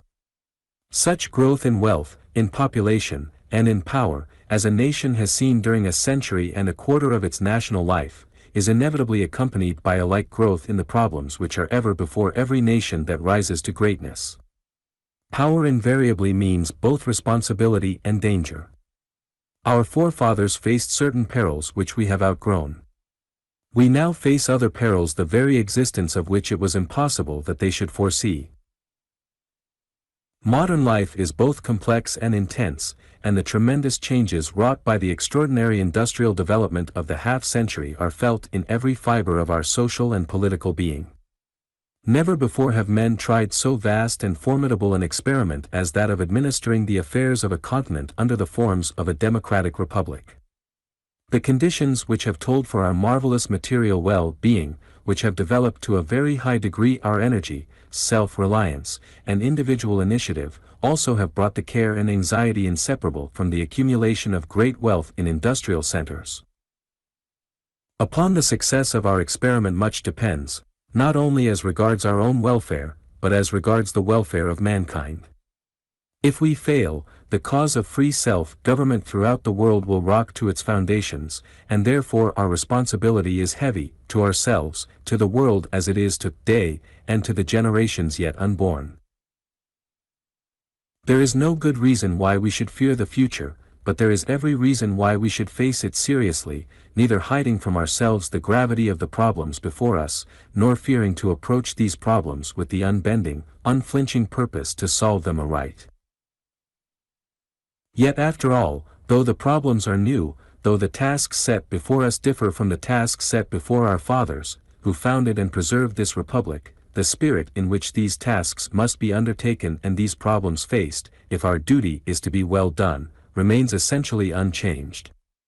We know that self-government is difficult. We know that no people need such high traits of character as that people which seeks to govern its affairs aright through the freely expressed will of the free men who compose it. But we have faith that we shall not prove false to memories of the men of the mighty past. They did their work, they left us the splendid heritage we now enjoy. We in our turn have an assured confidence that we shall be able to leave this heritage unwasted and enlarged to our children's children. To do so, we must show, not merely in great crises, but in the everyday affairs of life, the qualities of practical intelligence, of courage, of hardihood, and endurance, and, above all, the power of devotion to a lofty ideal, which made great the men who founded this republic in the days of Washington, which made great the men who preserved this republic in the days of Abraham Lincoln. On American Motherhood 38. 1905. In our modern industrial civilization there are many and grave dangers to counterbalance the splendors and the triumphs. It is not a good thing to see cities grow at disproportionate speed relatively to the country, for the small land owners, the men who own their little homes, and therefore to a very large extent the men who till farms, the men of the soil, have hitherto made the foundation of lasting national life in every state, and, if the foundation becomes either too weak or too narrow, the superstructure, no matter how attractive, is in imminent danger of falling. But far more important than the question of the occupation of our citizens is the question of how their family life is conducted. No matter what that occupation may be, as long as there is a real home and as long as those who make up that home do their duty to one another, to their neighbors and to the state, it is of minor consequence whether the man's trade is plied in the country or in the city, whether it calls for the work of the hands or for the work of the head. No piled up wealth, no splendor of material growth, no brilliance of artistic development, will permanently avail any people unless its home life is healthy, unless the average man possesses honesty, courage, common sense, and decency, unless he works hard and is willing at need to fight hard, and unless the average woman is a good wife, a good mother, able and willing to perform the first and greatest duty of womanhood, able and willing to bear, and to bring up as they should be brought up. Healthy children, sound in body, mind, and character, and numerous enough so that the race shall increase and not decrease. There are certain old truths which will be true as long as this world endures, and which no amount of progress can alter. One of these is the truth that the primary duty of the husband is to be the home maker, the breadwinner for his wife and children, and that the primary duty of the woman is to be the helpmate, the housewife, and mother. The woman should have ample educational advantages, but save in exceptional cases the man must be, and she need not be, and generally ought not to be, trained for a lifelong career as the family breadwinner, and, therefore, after a certain point, the training of the two must normally be different because the duties of the two are normally different. This does not mean inequality of function, but it does mean that normally there must be dissimilarity of function. On the whole, I think the duty of the woman the more important, the more difficult, and the more honorable of the two. On the whole I respect the woman who does her duty even more than I respect the man who does his. No ordinary work done by a man is either as hard or as responsible as the work of a woman who is bringing up a family of small children, for upon her time and strength demands are made not only every hour of the day but often every hour of the night. She may have to get up night after night to take care of a sick child, and yet must by day continue to do all her household duties as well, and if the family means are scant she must usually enjoy even her rare holidays taking her whole brood of children with her. The birth pangs make all men the debtors of all women.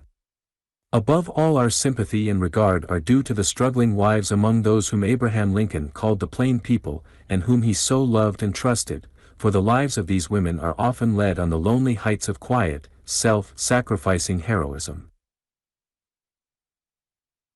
Just as the happiest and most honorable and most useful task that can be set any man is to earn enough for the support of his wife and family, for the bringing up and starting in life of his children, so the most important, the most honorable and desirable task which can beset any woman is to be a good and wise mother in a home marked by self-respect and mutual forbearance, by willingness to perform duty, and by refusal to sink into self-indulgence or avoid that which entails effort and self-sacrifice. Of course there are exceptional men and exceptional women who can do and ought to do much more than this, who can lead and ought to lead great careers of outside usefulness in addition to, not as substitutes for, their home work, but I am not speaking of exceptions, I am speaking of the primary duties, I am speaking of the average citizens, the average men and women who make up the nation. Inasmuch as I am speaking to an assemblage of mothers, I shall have nothing whatever to say in praise of an easy life. Yours is the work which is never ended. No mother has an easy time, the most mothers have very hard times, and yet what true mother would barter her experience of joy and sorrow in exchange for a life of cold selfishness, which insists upon perpetual amusement and the avoidance of care, and which often finds its fit dwelling place in some flat designed to furnish with the least possible expenditure of effort the maximum of comfort and of luxury, but in which there is literally no place for children? The woman who is a good wife, a good mother, is entitled to our respect as is no one else, but she is entitled to it only because, and so long as, she is worthy of it. Effort and self-sacrifice are the law of worthy life for the man as for the woman, though neither the effort nor the self-sacrifice may be the same for the one as for the other. I do not in the least believe in the patient Griselda type of woman, in the woman who submits to gross and long-continued ill-treatment, any more than I believe in a man who tamely submits to wrongful aggression. No wrong-doing is so abhorrent as wrong-doing by a man toward the wife and the children who should arouse every tender feeling in his nature. Selfishness toward them, lack of tenderness toward them, lack of consideration for them, above all, brutality in any form toward them, should arouse the heartiest scorn and indignation in every upright soul. I believe in the woman keeping her self-respect just as I believe in the man doing so. I believe in her rights just as much as I believe in the man's, and indeed a little more, and I regard marriage as a partnership, in which each partner is in honor bound to think of the rights of the other as well as of his or her own. But I think that the duties are even more important than the rights, and in the long run I think that the reward is ampler and greater for duty well done, than for the insistence upon individual rights, necessary though this, too, must often be. Your duty is hard, your responsibility great, but greatest of all is your reward. I do not pity you in the least. On the contrary, I feel respect and admiration for you. Into the woman's keeping is committed the destiny of the generations to come after us. In bringing up your children you mothers must remember that while it is essential to be loving and tender it is no less essential to be wise and firm. Foolishness and affection must not be treated as interchangeable terms, and besides training your sons and daughters in the softer and milder virtues, you must seek to give them those stern and hardy qualities which in after life they will surely need. Some children will go wrong in spite of the best training, and some will go right even when their surroundings are most unfortunate. Nevertheless an immense amount depends upon the family training. If you mothers through weakness bring up your sons to be selfish and to think only of themselves, you will be responsible for much sadness among the women who are to be their wives in the future. If you let your daughters grow up idle, perhaps under the mistaken impression that as you yourselves have had to work hard they shall know only enjoyment, you are preparing them to be useless to others and burdens to themselves. Teach boys and girls alike that they are not to look forward to lives spent in avoiding difficulties, but to lives spent in overcoming difficulties. Teach them that work, for themselves and also for others, is not curse but a blessing. Seek to make them happy, to make them enjoy life, but seek also to make them face life with the steadfast resolution to wrest success from labor and adversity, and to do their whole duty before God and to man. Surely she who can thus train her sons and her daughters is thrice fortunate among women. There are many good people who are denied the supreme blessing of children, and for these we have the respect and sympathy always due to those who, from no fault of their own, are denied any of the other great blessings of life. But the man or woman who deliberately forgoes these blessings, whether from viciousness, coldness, shallow-heartedness, self-indulgence, or mere failure to appreciate aright the difference between the all-important and the unimportant, why, such a creature merits contempt as hearty as any visited upon the soldier who runs away in battle, or upon the man who refuses to work for the support of those dependent upon him, and who though able-bodied is yet content to eat in idleness the bread which others provide. The existence of women of this type forms one of the most unpleasant and unwholesome features of modern life. If anyone is so dim of vision as to fail to see what a thoroughly unlovely creature such a woman is, I wish they would read Judge Robert Grant's novel, Unleavened Bread, ponder seriously the character of Selma, and think of the fate that would surely overcome any nation which developed its average and typical woman along such lines. Unfortunately, it would be untrue to say that this type exists only in American novels. That it also exists in American life is made unpleasantly evident by the statistics as to the dwindling families in some localities. It is made evident in equally sinister fashion by the census statistics as to divorce, which are fairly appalling, for easy divorce is now, as it ever has been, a bane to any nation, a curse to society, a menace to the home, an incitement to married unhappiness and to immorality, an evil thing for men and a still more hideous evil for women. These unpleasant tendencies in our American life are made evident by articles such as those which I actually read not long ago in a certain paper, where a clergyman was quoted, seemingly with approval, as expressing the general American attitude when he said that the ambition of any save a very rich man should be to rear 2 children only, so as to give his children an opportunity to taste a few of the good things of life. This man, whose profession and calling should have made him a moral teacher, actually set before others the ideal, not of training children to do their duty, not of sending them forth with stout hearts and ready minds to win triumphs for themselves and their country, not of allowing them the opportunity, and giving them the privilege of making their own place in the world, but, forsooth, of keeping the number of children so limited that they might taste a few good things. The way to give a child a fair chance in life is not to bring it up in luxury, but to see that it has the kind of training that will give it strength of character.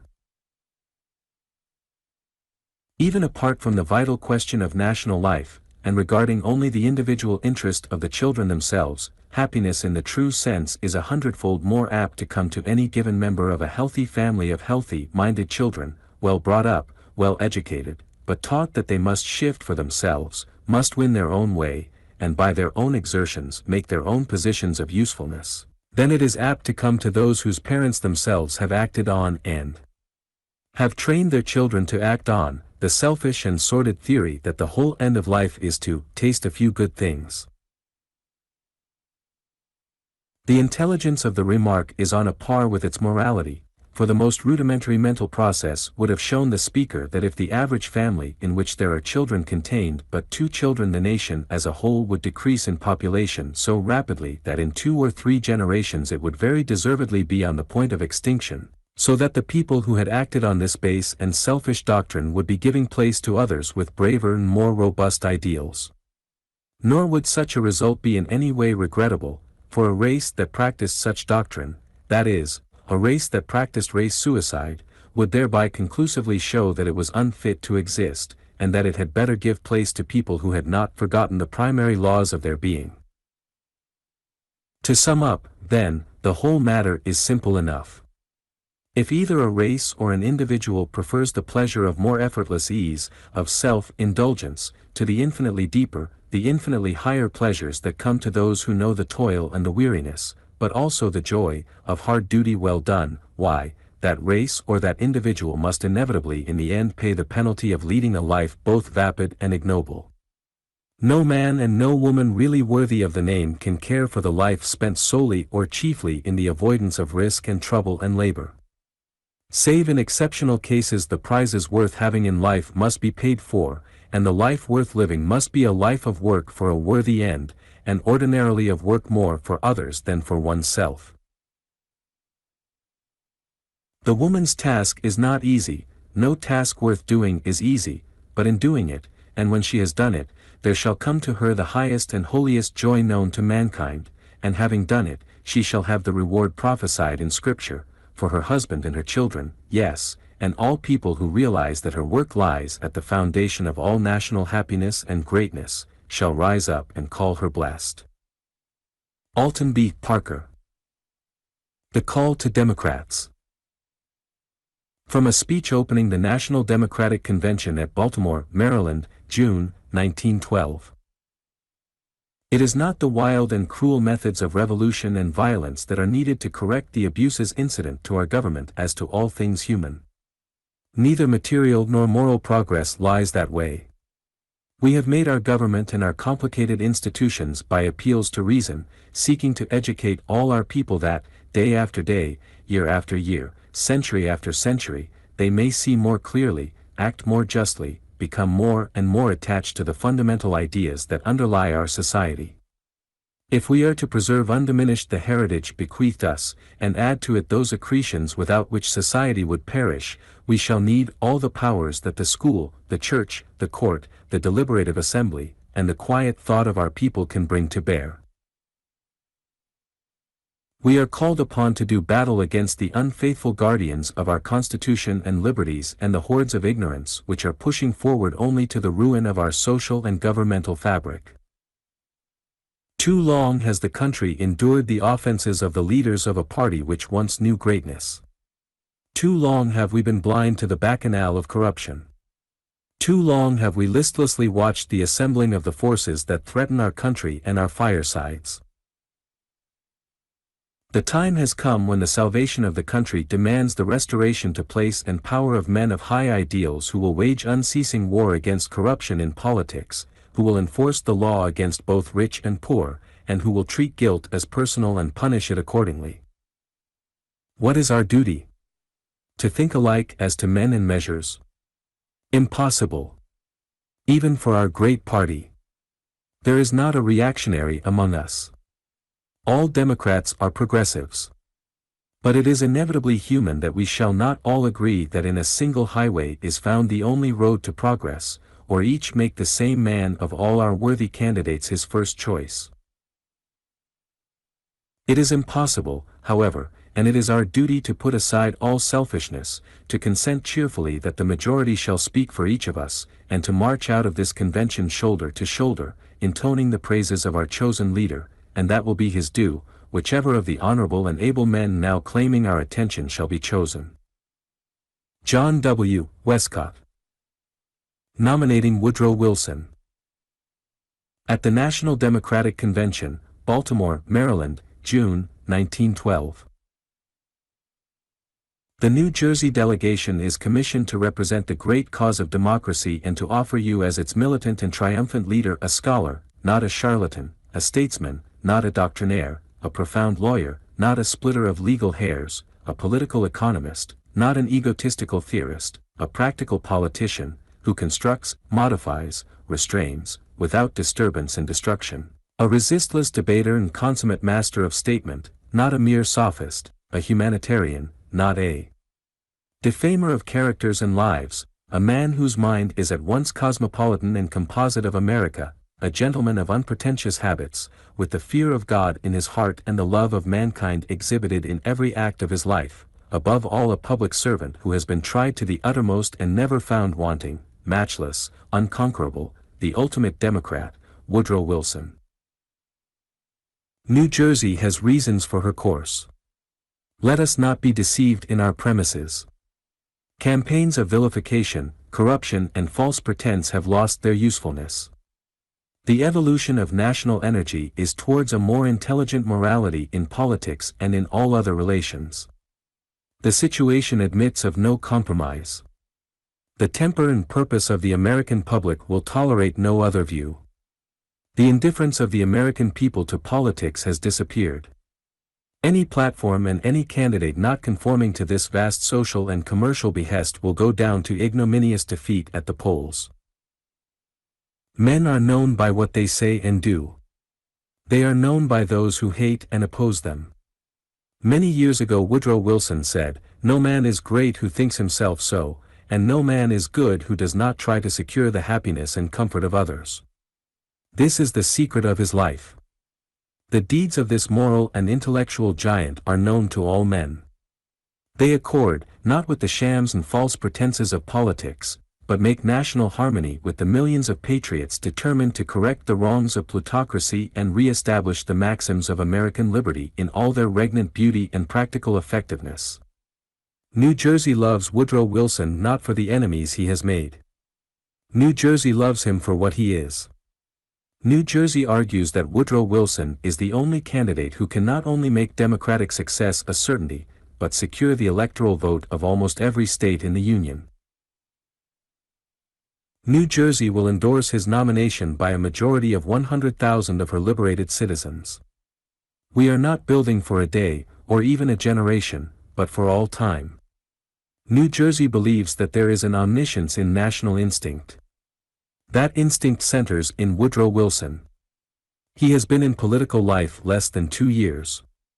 He has had no organization, only a practical ideal, the re-establishment of equal opportunity.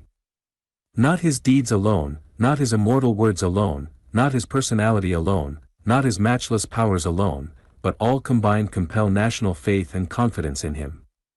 Every crisis evolves its master. Time and circumstance have evolved Woodrow Wilson.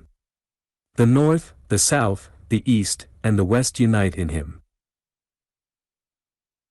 New Jersey appeals to this convention to give the nation Woodrow Wilson, that he may open the gates of opportunity to every man, woman, and child under our flag, by reforming abuses, and thereby teaching them, in his matchless words, to release their energies intelligently, that peace, justice and prosperity may reign. New Jersey rejoices, through her freely chosen representatives, to name for the presidency of the United States the Princeton schoolmaster, Woodrow Wilson. Henry W. Grady. The Race Problem. Delivered at the annual banquet of the Boston Merchants Association, at Boston, Massachusetts, December 12, 1889. Amart President, bidden by your invitation to a discussion of the race problem, forbidden by occasion to make a political speech, I appreciate, in trying to reconcile orders with propriety, the perplexity of the little maid, bidden to learn to swim, was yet adjured, now, go, my darling, hang your clothes on a hickory limb, and don't go near the water. The stoutest apostle of the church, they say, is the missionary, and the missionary, wherever he unfurls his flag, will never find himself in deeper need of unction and address than I, bidden to-night to plant the standard of a Southern Democrat in Boston's banquet hall, and to discuss the problem of the races in the home of Phillips and of Sumner. But, Mr. President, if a purpose to speak in perfect frankness and sincerity, if earnest understanding of the vast interests involved, if a consecrating sense of what disaster may follow further misunderstanding and estrangement, if these may be counted upon to steady undisciplined speech and to strengthen an untried arm, then, sir, I shall find the courage to proceed. Happy am I that this mission has brought my feet at last to press New England's historic soil and my eyes to the knowledge of her beauty and her thrift. Here within touch of Plymouth Rock and Bunker Hill, where Webster thundered and Longfellow sang, Emerson thought and Channing preached, here, in the cradle of American letters and almost of American liberty, I hasten to make the obeisance that every American owes New England when first he stands uncovered in her mighty presence. Strange apparition. This stern and unique figure, carved from the ocean and the wilderness, its majesty kindling and growing amid the storms of winter and of wars, until at last the gloom was broken, its beauty disclosed in the sunshine, and the heroic workers rested at its base, while startled kings and emperors gazed and marveled that from the rude touch of this handful cast on a bleak and unknown shore should have come the embodied genius of human government and the perfected model of human liberty. God bless the memory of those immortal workers, and prosper the fortunes of their living sons, and perpetuate the inspiration of their handiwork. 2 years ago, sir, I spoke some words in New York that caught the attention of the North. As I stand here to reiterate, as I have done everywhere, every word I then uttered, to declare that the sentiments I then avowed were universally approved in the South, I realize that the confidence begotten by that speech is largely responsible for my presence here tonight. I should dishonor myself if I betrayed that confidence by uttering one insincere word, or by withholding one essential element of the truth. Apropos of this last, let me confess, Mr. President, before the praise of New England has died on my lips, that I believe the best product of her present life is the procession of 17,000 Vermont Democrats that for 22 years, undiminished by death, unrecruited by birth or conversion, have marched over their rugged hills, cast their Democratic ballots and gone back home to pray for their unregenerate neighbors, and awake to read the record of 26,000 Republican majority. May the God of the helpless and the heroic help them, and may their sturdy tribe increase. Far to the south, Mr. President, separated from this section by a line, once defined an irrepressible difference, once traced in fratricidal blood, and now, thank God, but a vanishing shadow, lies the fairest and richest domain of this earth. It is the home of a brave and hospitable people. There is centered all that can please or prosper humankind. A perfect climate above a fertile soil yields to the husbandman every product of the temperate zone. There, by night the cotton whitens beneath the stars, and by day the wheat locks the sunshine in its bearded sheath. In the same field the clover steals the fragrance of the wind, and tobacco catches the quick aroma of the rains. There are mountains stored with exhaustless treasures, forests, vast and primeval, and rivers that, tumbling or loitering, run wanton to the sea. Of the three essential items of all industries, cotton, iron and wood, that region has easy control. In cotton, a fixed monopoly; in iron, proven supremacy; in timber, the reserve supply of the Republic. From this assured and permanent advantage, against which artificial conditions cannot much longer prevail, has grown an amazing system of industries. Not maintained by human contrivance of tariff or capital, afar off from the fullest and cheapest source of supply, but resting in divine assurance, within touch of field and mine and forest, not set amid costly farms from which competition has driven the farmer in despair, but amid cheap and sunny lands, rich with agriculture, to which neither season nor soil has set a limit. This system of industries is mounting to a splendor that shall dazzle and illumine the world. That, sir, is the picture and the promise of my home, a land better and fairer than I have told you, and yet but fit setting in its material excellence for the loyal and gentle quality of its citizenship. Against that, sir, we have New England, recruiting the Republic from its sturdy loins, shaking from its overcrowded hives new swarms of workers, and touching this land all over with its energy and its courage. And yet, while in the Eldorado of which I have told you but 15% of its lands are cultivated, its mines scarcely touched, and its population so scant that, were it set equidistant, the sound of the human voice could not be heard from Virginia to Texas, while on the threshold of nearly every house in New England stands a son, seeking, with troubled eyes, some new land in which to carry his modest patrimony. The strange fact remains that in 1880 the South had fewer Northern-born citizens than she had in 1870, fewer in 70 than in 60. Why is this? Why is it, sir, though the section line be now but a mist that the breath may dispel, fewer men of the North have crossed it over to the South, than when it was crimson with the best blood of the Republic, or even when the slaveholder stood guard every inch of its way? There can be but one answer. It is the very problem we are now to consider. The key that opens that problem will unlock to the world the fairest half of this Republic, and free the halted feet of thousands whose eyes are already kindling with its beauty. Better than this, it will open the hearts of brothers for 30 years estranged, and clasp in lasting comradeship a million hands now withheld in doubt. Nothing, sir, but this problem and the suspicions it breeds, hinders a clear understanding in a perfect union. Nothing else stands between us and such love as bound Georgia and Massachusetts at Valley Forge and Yorktown, chastened by the sacrifices of Manassas and Gettysburg, and illumined with the coming of better work and a nobler destiny than was ever wrought with the sword or sought at the cannon's mouth. If this does not invite your patient hearing to-night, hear one thing more. My people, your brothers in the South, brothers in blood, in destiny, in all that is best in our past and future, are so beset with this problem that their very existence depends on its right solution. Nor are they wholly to blame for its presence. The slave ships of the Republic sailed from your ports, the slaves worked in our fields. You will not defend the traffic, nor I the institution. But I do here declare that in its wise and humane administration in lifting the slave to heights of which he had not dreamed in his savage home, and giving him a happiness he has not yet found in freedom, our fathers left their sons a saving, excellent heritage. In the storm of war this institution was lost.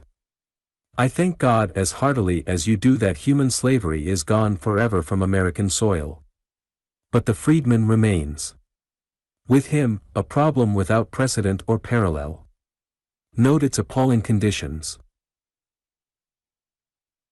Two utterly dissimilar races on the same soil, with equal political and civil rights, almost equal in numbers, but terribly unequal in intelligence and responsibility, each pledged against fusion, one for a century in servitude to the other, and freed at last by a desolating war, the experiment sought by neither but approached by both with doubt. These are the conditions.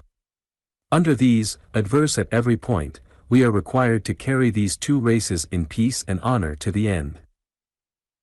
Never, sir, has such a task been given to mortal stewardship. Never before in this republic has the white race divided on the rights of an alien race. The red man was cut down as a weed because he hindered the way of the American citizen. The yellow man was shut out of this republic because he is an alien and inferior. The red man was owner of the land, the yellow man was highly civilized and assimilable, but they hindered both sections and are gone.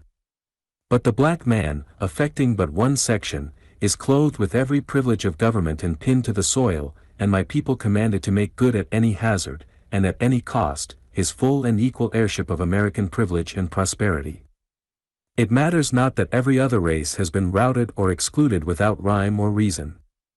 It matters not that wherever the whites and the blacks have touched, in any era or in any clime, there has been an irreconcilable violence. It matters not that no two races, however similar, have lived anywhere, at any time, on the same soil with equal rights in peace. In spite of these things we are commanded to make good this change of American policy which has not perhaps changed American prejudice, to make certain here what has elsewhere been impossible between whites and blacks, and to reverse, under the very worst conditions, the universal verdict of racial history.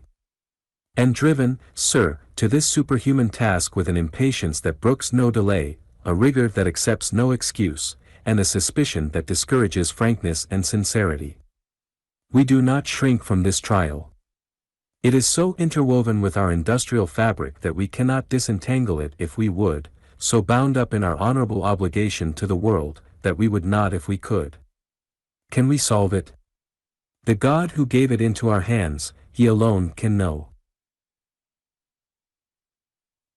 But this the weakest and wisest of us do know, we cannot solve it with less than your tolerant and patient sympathy, with less than the knowledge that the blood that runs in your veins is our blood, and that, when we have done our best, whether the issue be lost or won, we shall feel your strong arms about us and hear the beating of your approving hearts. The resolute, clear-headed, broad-minded men of the South, the men whose genius made glorious every page of the first 70 years of American history, whose courage and fortitude you tested in 5 years of the fiercest war, whose energy has made bricks without straw and spread splendor amid the ashes of their war-wasted homes, these men wear this problem in their hearts and brains, by day and by night. They realize, as you cannot, what this problem means, what they owe to this kindly and dependent race, the measure of their debt to the world in whose despite they defended and maintained slavery. And though their feet are hindered in its undergrowth, and their march cumbered with its burdens, they have lost neither the patience from which comes clearness, nor the faith from which comes courage. Nor, sir, when in passionate moments is disclosed to them that vague and awful shadow, with its lurid abysses and its crimson stains, into which I pray God they may never go, are they struck with more of apprehension than is needed to complete their consecration. Such is the temper of my people. But what of the problem itself? Mr. President, we need not go one step further unless you concede right here that the people I speak for are as honest, as sensible and as just as your people, seeking as earnestly as you would in their place to rightly solve the problem that touches them at every vital point. If you insist that they are ruffians, blindly striving with bludgeon and shotgun to plunder and oppress a race, then I shall sacrifice my self-respect and tax your patience in vain. But admit that they are men of common sense and common honesty, wisely modifying an environment they cannot wholly disregard, guiding and controlling as best they can the vicious and irresponsible of either race, compensating error with frankness, and retrieving in patience what they lost in passion, and conscious all the time that wrong means ruin. Admit this, and we may reach an understanding tonight. The President of the United States, in his late message to Congress, discussing the plea that the South should be left to solve this problem, asks, are they at work upon it? What solution do they offer? When will the black man cast a free ballot? When will he have the civil rights that are his? I shall not here protest against a partisanry that, for the first time in our history, in time of peace, has stamped with the great seal of our government a stigma upon the people of a great and loyal section, though I gratefully remember that the great dead soldier, who held the helm of state for the 8 stormiest years of Reconstruction, never found need for such a step, and though there is no personal sacrifice I would not make to remove this cruel and unjust imputation on my people from the archives of my country. But, sir, backed by a record, on every page of which is progress, I venture to make earnest and respectful answer to the questions that are asked. We give to the world this year a crop of 7,500,000 bales of cotton, worth $450 million, and its cash equivalent in grain, grasses and fruit. This enormous crop could not have come from the hands of sullen and discontented labor. It comes from peaceful fields, in which laughter and gossip rise above the hum of industry, and contentment runs with the singing plow. It is claimed that this ignorant labor is defrauded of its just hire. I present the tax books of Georgia, which show that the Negro 25 years ago a slave, has in Georgia alone $10 million of assessed property, worth twice that much. Does not that record honor him and vindicate his neighbors? What people, penniless, illiterate, has done so well? For every Afro-American agitator, stirring the strife in which alone he prospers, I can show you 1,000 Negroes, happy in their cabin homes, tilling their own land by day, and at night taking from the lips of their children the helpful message their state sends them from the schoolhouse door. And the schoolhouse itself bears testimony. In Georgia we added last year $250,000 to the school fund, making a total of more than $1 million, and this in the face of prejudice not yet conquered, of the fact that the whites are assessed for $368 million, the blacks for $10 million, and yet 49% of the beneficiaries are black children, and in the doubt of many wise men if education helps, or can help, our problem. Charleston, with her taxable values cut half in two since 1860, pays more in proportion for public schools than Boston.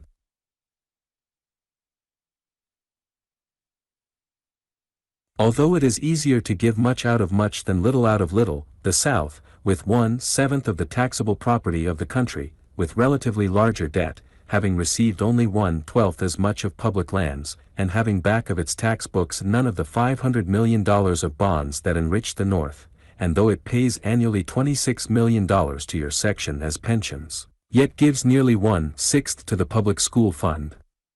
The South since 1865 has spent $122 million in education, and this year is pledged to $32 million more for state and city schools, although the blacks, paying 1/30 of the taxes, get nearly 1/2 of the fund. Go into our fields and see whites and blacks working side by side. On our buildings in the same squad. In our shops at the same forge. Often the blacks crowd the whites from work, or lower wages by their greater need and simpler habits, and yet are permitted, because we want to bar them from no avenue in which their feet are fitted to tread.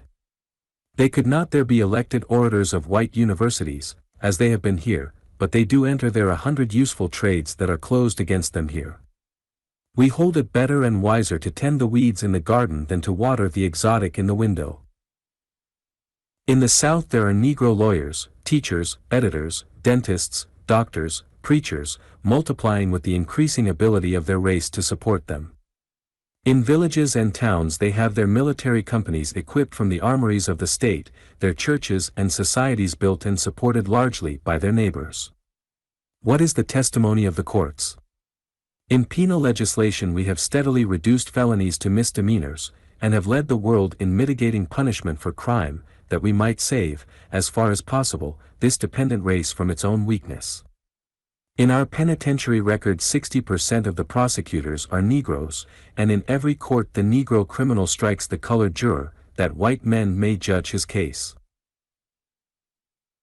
In the North, 1 Negro in every 185 is in jail. In the South, only 1 in 446. In the North the percentage of Negro prisoners is 6 times as great as that of native whites, in the South, only 4 times as great. If prejudice wrongs him in Southern courts, the record shows it to be deeper in Northern courts. I assert here, and a bar as intelligent and upright as the bar of Massachusetts will solemnly endorse my assertion, that in the Southern courts, from highest to lowest, pleading for life, liberty, or property, the Negro has distinct advantage because he is a Negro, apt to be overreached, oppressed, and that this advantage reaches from the juror in making his verdict to the judge in measuring his sentence. Now, Mr. President, can it be seriously maintained that we are terrorizing the people from whose willing hands comes every year $1 billion of farm crops? Or have robbed a people who, 25 years from unrewarded slavery, have amassed in one state $20 million of property? Or that we intend to oppress the people we are arming every day? Or deceive them, when we are educating them to the utmost limit of our ability? Or outlaw them, when we work side by side with them? Or re-enslave them under legal forms, when for their benefit we have even imprudently narrowed the limit of felonies and mitigated the severity of law?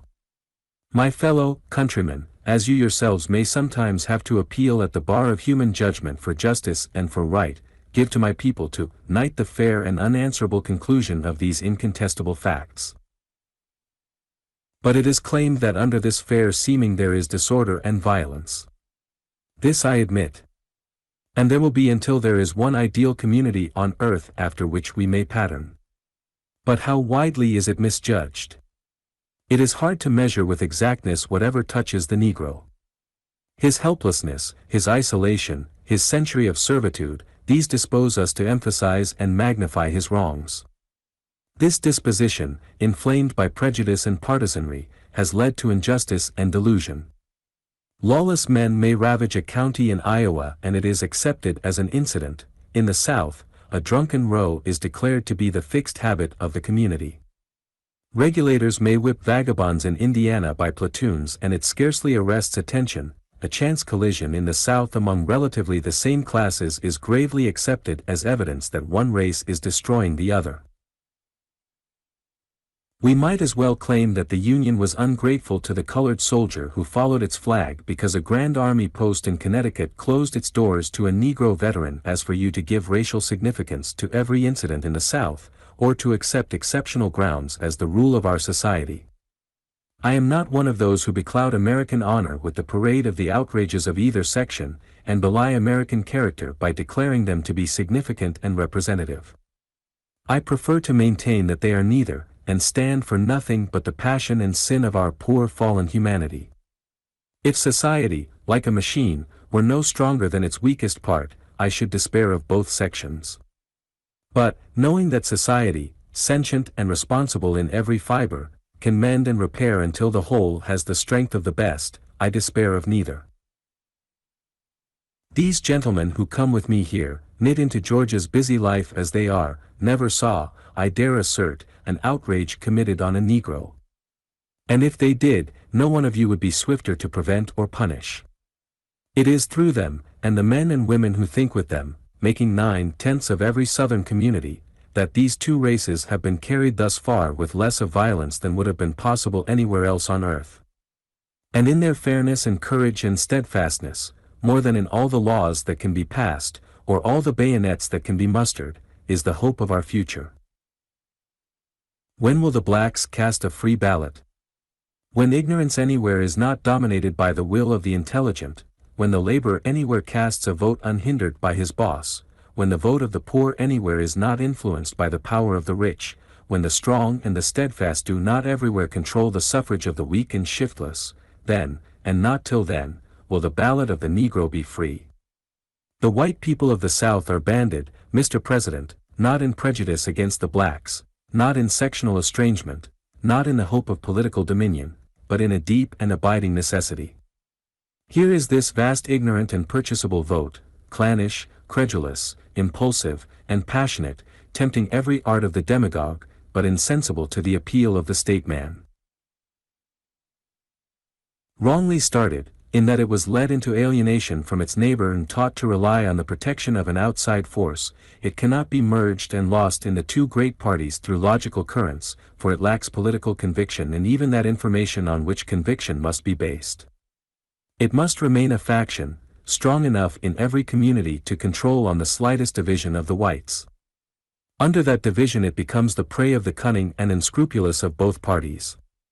Its credulity is imposed upon, its patience inflamed, its cupidity tempted, its impulses misdirected, and even its superstition made to play its part in a campaign in which every interest of society is jeopardized and every approach to the ballot box debauched. It is against such campaigns as this, the folly and the bitterness and the danger of which every Southern community has drunk deeply, that the white people of the South are banded together. Just as you in Massachusetts would be banded if 300,000 men, not one in 100 able to read his ballot, banded in race instinct, holding against you the memory of a century of slavery, taught by your late conquerors to distrust and oppose you, had already travestied legislation from your state house, and in every species of folly or villainy had wasted your substance and exhausted your credit. But admitting the right of the whites to unite against this tremendous menace, we are challenged with the smallness of our vote. This has long been flippantly charged to be evidence and has now been solemnly and officially declared to be proof of political turpitude and baseness on our part. Let us see. Virginia, a state now under fierce assault for this alleged crime, cast in 1888 75% of her vote. Massachusetts, the state in which I speak, 60% of her vote. Was it suppression in Virginia and natural causes in Massachusetts? Last month Virginia cast 69% of her vote, and Massachusetts, fighting in every district, cast only 49% of hers. If Virginia is condemned because 31% of her vote was silent, how shall this state escape, in which 51% was dumb? Let us enlarge this comparison. The 16 southern states in 88 cast 67% of their total vote, the 6 New England states but 63% of theirs. By what fair rule shall the stigma be put upon one section while the other escapes? A congressional election in New York last week, with the polling place in touch of every voter, brought out only 6,000 votes of 28,000, and the lack of opposition is assigned as the natural cause. In a district in my state, in which an opposition speech has not been heard in 10 years and the polling places are miles apart, under the unfair reasoning of which my section has been a constant victim, the small vote is charged to be proof of forcible suppression. In Virginia an average majority of 12,000, unless hopeless division of the minority, was raised to 42,000. In Iowa, in the same election, a majority of 32,000 was wiped out and an opposition majority of 8,000 was established. The change of 40,000 votes in Iowa is accepted as political revolution. In Virginia an increase of 30,000 on a safe majority is declared to be proof of political fraud. It is deplorable, sir, that in both sections a larger percentage of the vote is not regularly cast, but more inexplicable that this should be so in New England than in the South. What invites the Negro to the ballot box? He knows that of all men it has promised him most and yielded him least. His first appeal to suffrage was the promise of 40 acres and a mule, his second, the threat that democratic success meant his re-enslavement. Both have been proved false in his experience. He looked for a home, and he got the Freedmen's Bank. He fought under promise of the loaf, and in victory was denied the crumbs. Discouraged and deceived, he has realized at last that his best friends are his neighbors with whom his lot is cast, and whose prosperity is bound up in his, and that he has gained nothing in politics to compensate the loss of their confidence and sympathy, that is at last his best and enduring hope. And so, without leaders or organization, and lacking the resolute heroism of my party friends in Vermont that make their hopeless march over the hills a high and inspiring pilgrimage, he shrewdly measures the occasional agitator, balances his little account with politics, touches up his mule, and jogs down the furrow, letting the mad world wag as it will. The Negro voter can never control in the South, and it would be well if partisans at the North would understand this. I have seen the white people of a state set about by black hosts until their fate seemed sealed. But, sir, some brave men, banding them together, would rise as Elisha rose in beleaguered Samaria, and, touching their eyes with faith, bid them look abroad to see the very air, filled with the chariots of Israel and the horsemen thereof. If there is any human force that cannot be withstood, it is the power of the banded intelligence and responsibility of a free community.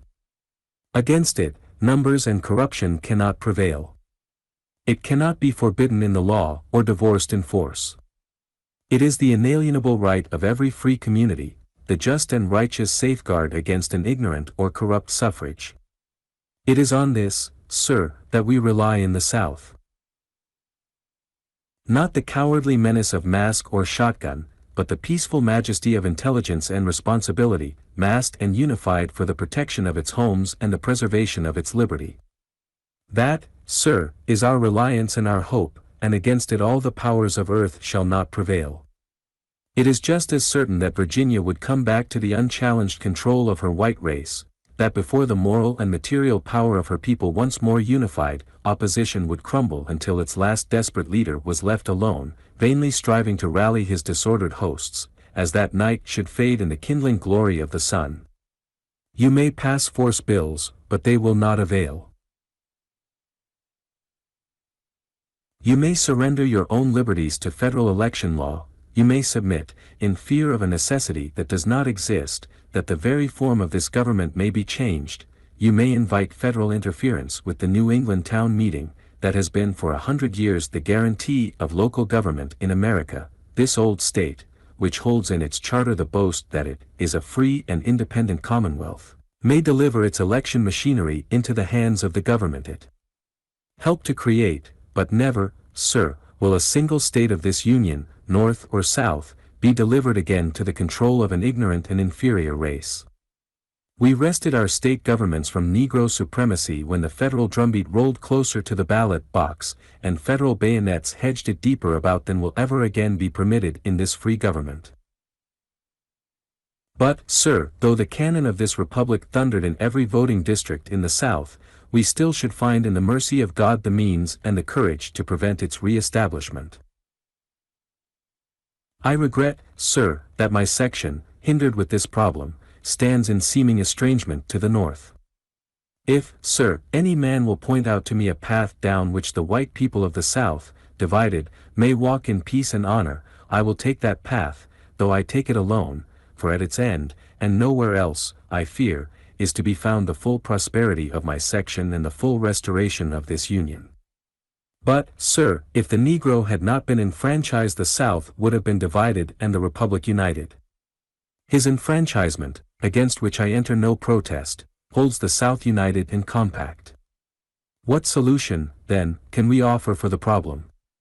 Time alone can disclose it to us. We simply report progress, and ask your patience.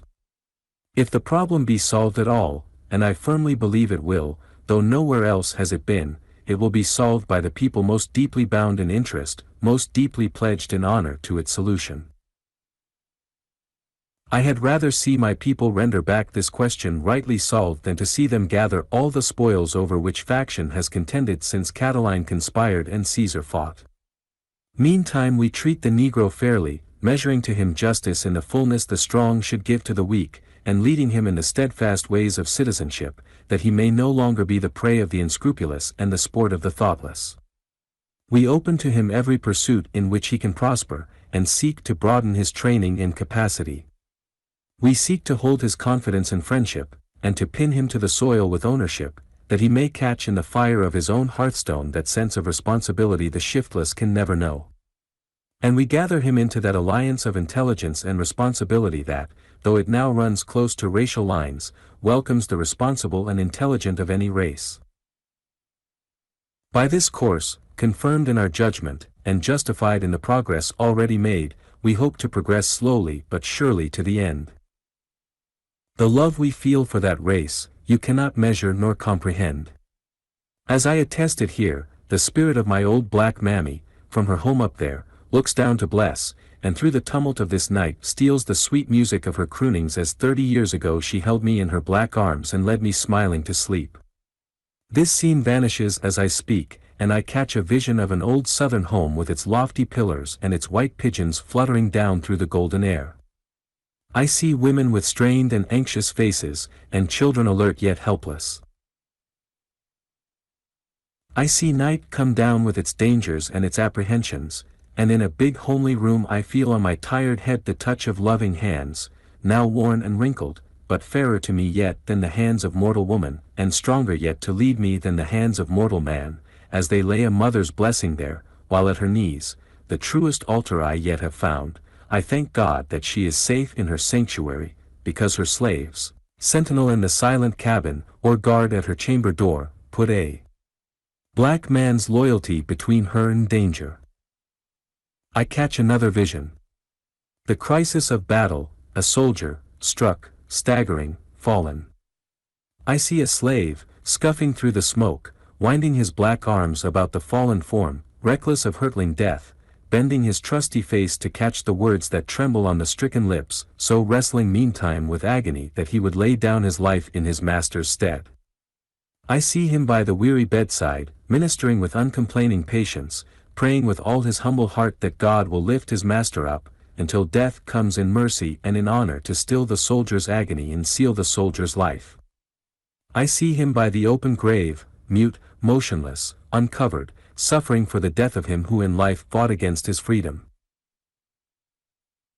I see him, when the mold is heaped and the great drama of his life is closed, turn away and with downcast eyes and uncertain step start out into new and strange fields, faltering, struggling, but moving on, until his shambling figure is lost in the light of this better and brighter day.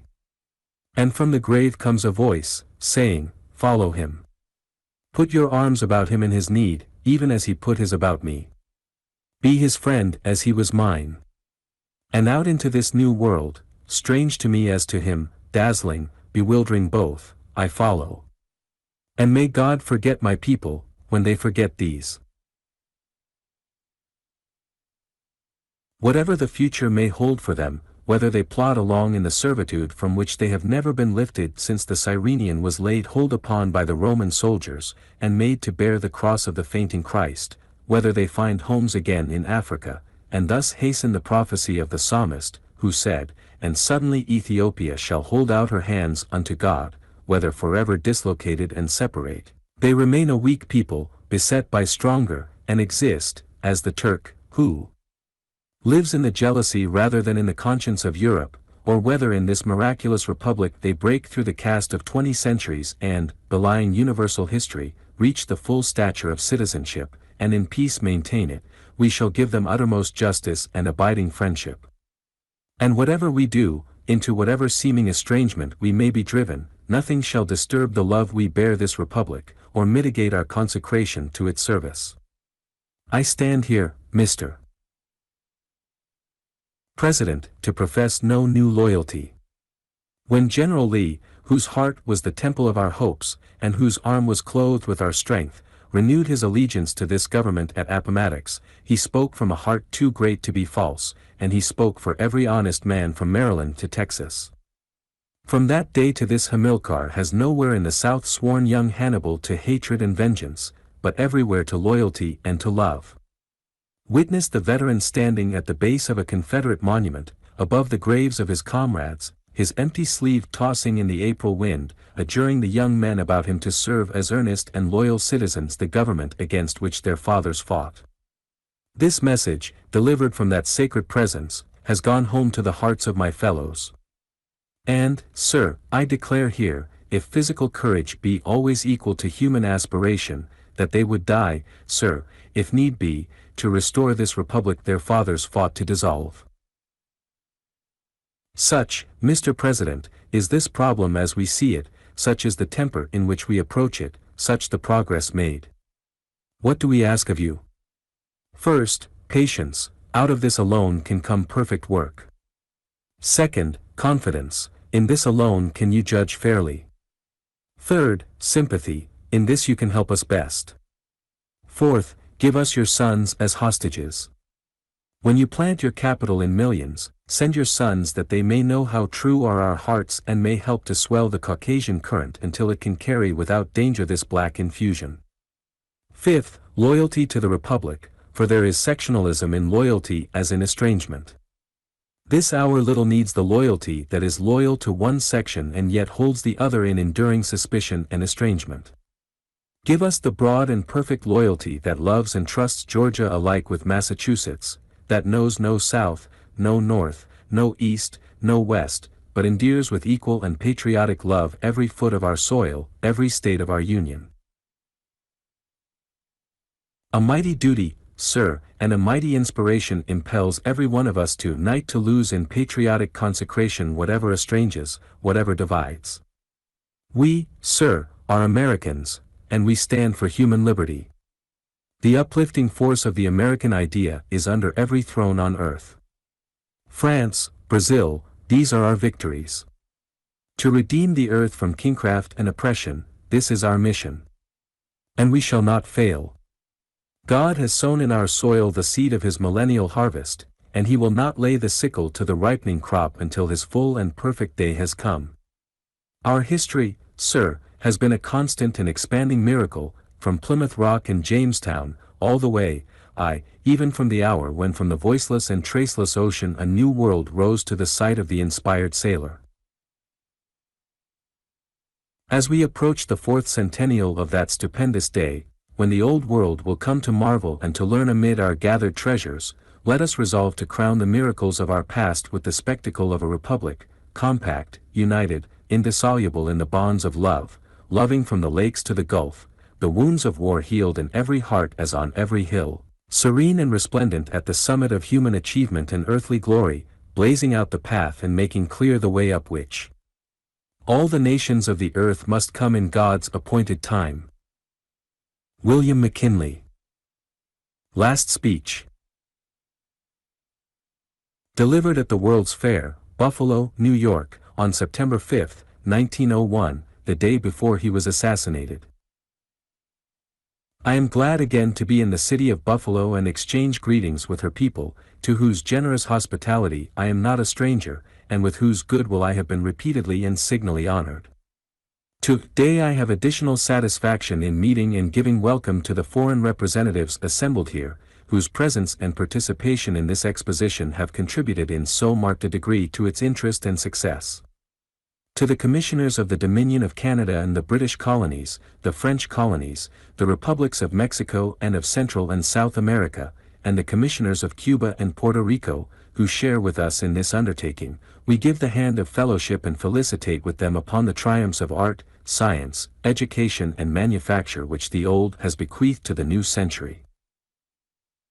Expositions are the timekeepers of progress. They record the world's advancement. They stimulate the energy, enterprise, and intellect of the people, and quicken human genius. They go into the home. They broaden and brighten the daily life of the people. They open mighty storehouses of information to the student. Every exposition, great or small, has helped to some onward step.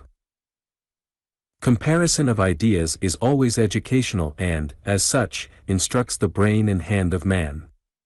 Friendly rivalry follows, which is the spur to industrial improvement, the inspiration to useful invention and to high endeavor in all departments of human activity. It exacts a study of the wants, comforts, and even the whims of the people, and recognizes the efficacy of high quality in low prices to win their favor. The quest for trade is an incentive to men of business to devise, invent, improve and economize in the cost of production. Business life, whether among ourselves, or with other peoples, is ever a sharp struggle for success. It will be none the less in the future. Without competition we would be clinging to the clumsy and antiquated process of farming, manufacture and the methods of business of long ago, and the 20th would be no further advanced than the 18th century. But though commercial competitors we are, commercial enemies we must not be.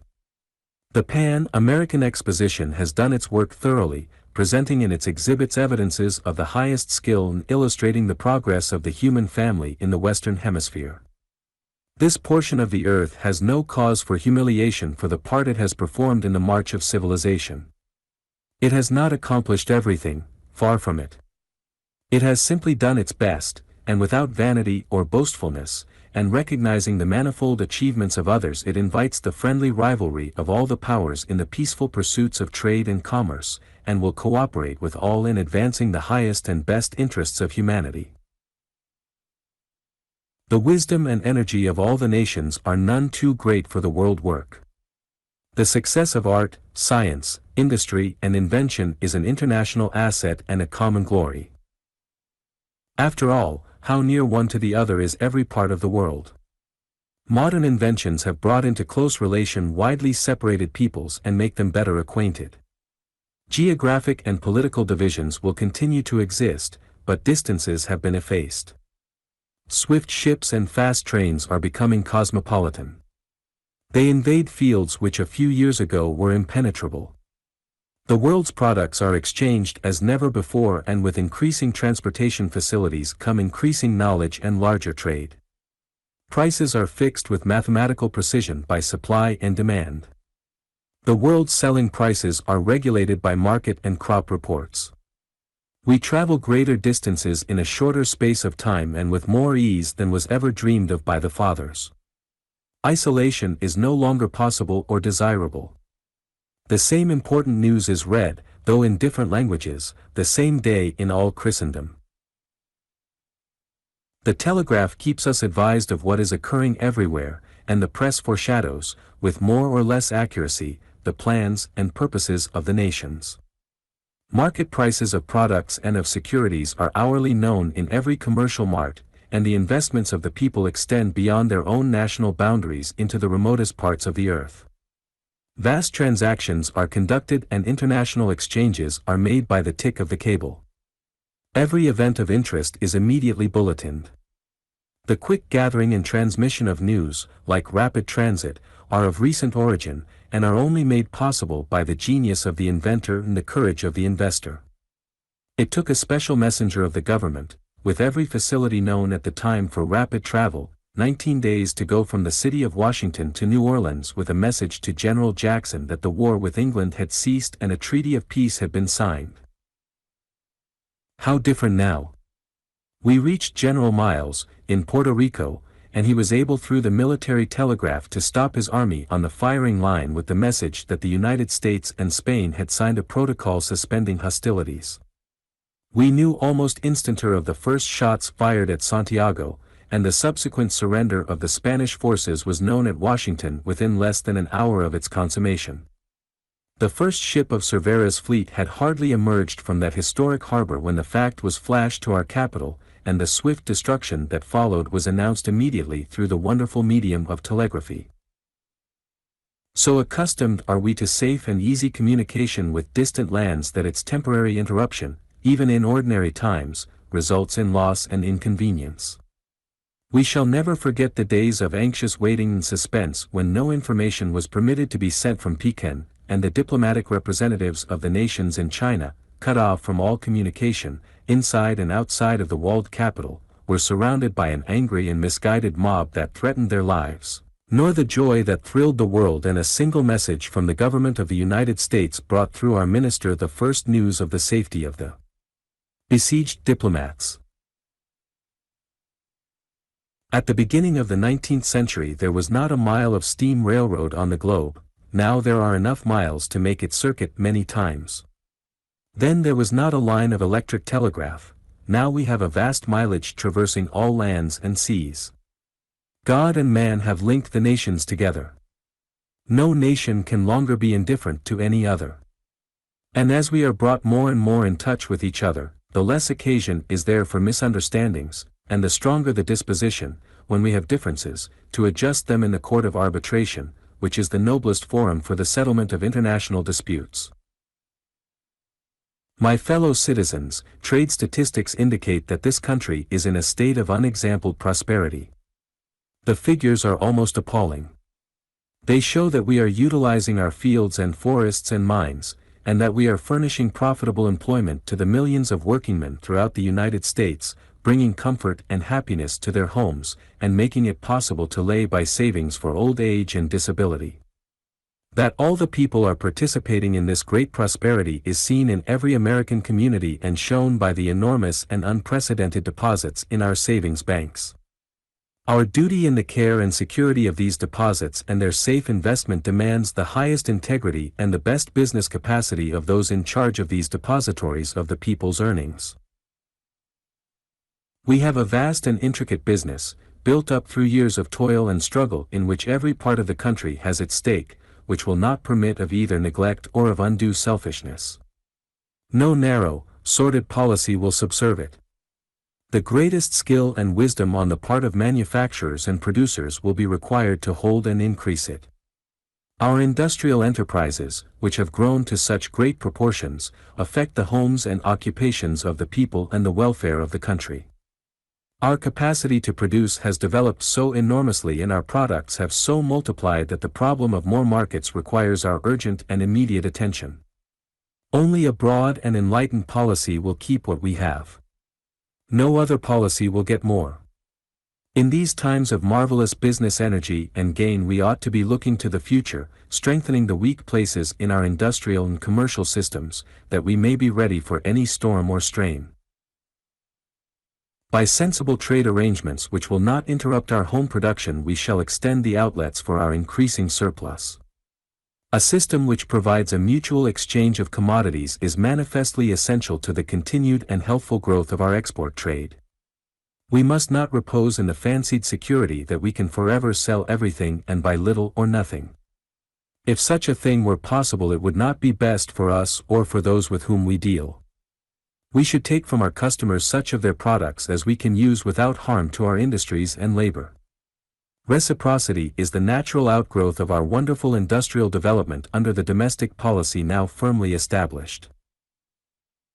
What we produce beyond our domestic consumption must have a vent abroad. The excess must be relieved through a foreign outlet, and we should sell everywhere we can and buy wherever the buying will enlarge our sales and productions, and thereby make a greater demand for home labor. The period of exclusiveness is past.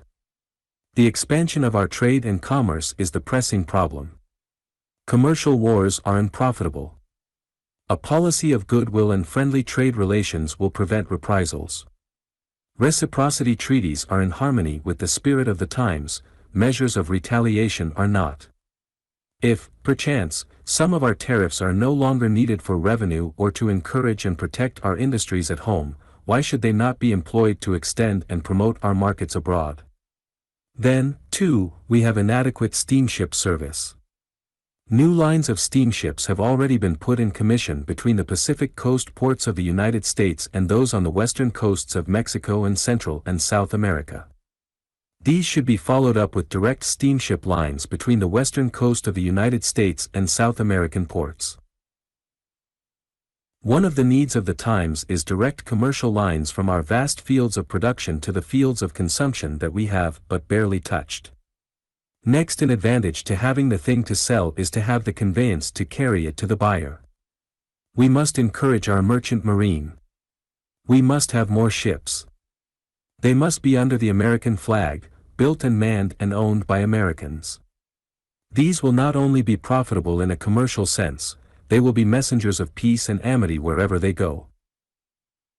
We must build the Isthmian Canal, which will unite the two oceans and give a straight line of water communication with the western coasts of Central and South America and Mexico. The construction of a Pacific cable cannot be longer postponed. In the furtherance of these objects of national interest and concern you are performing an important part.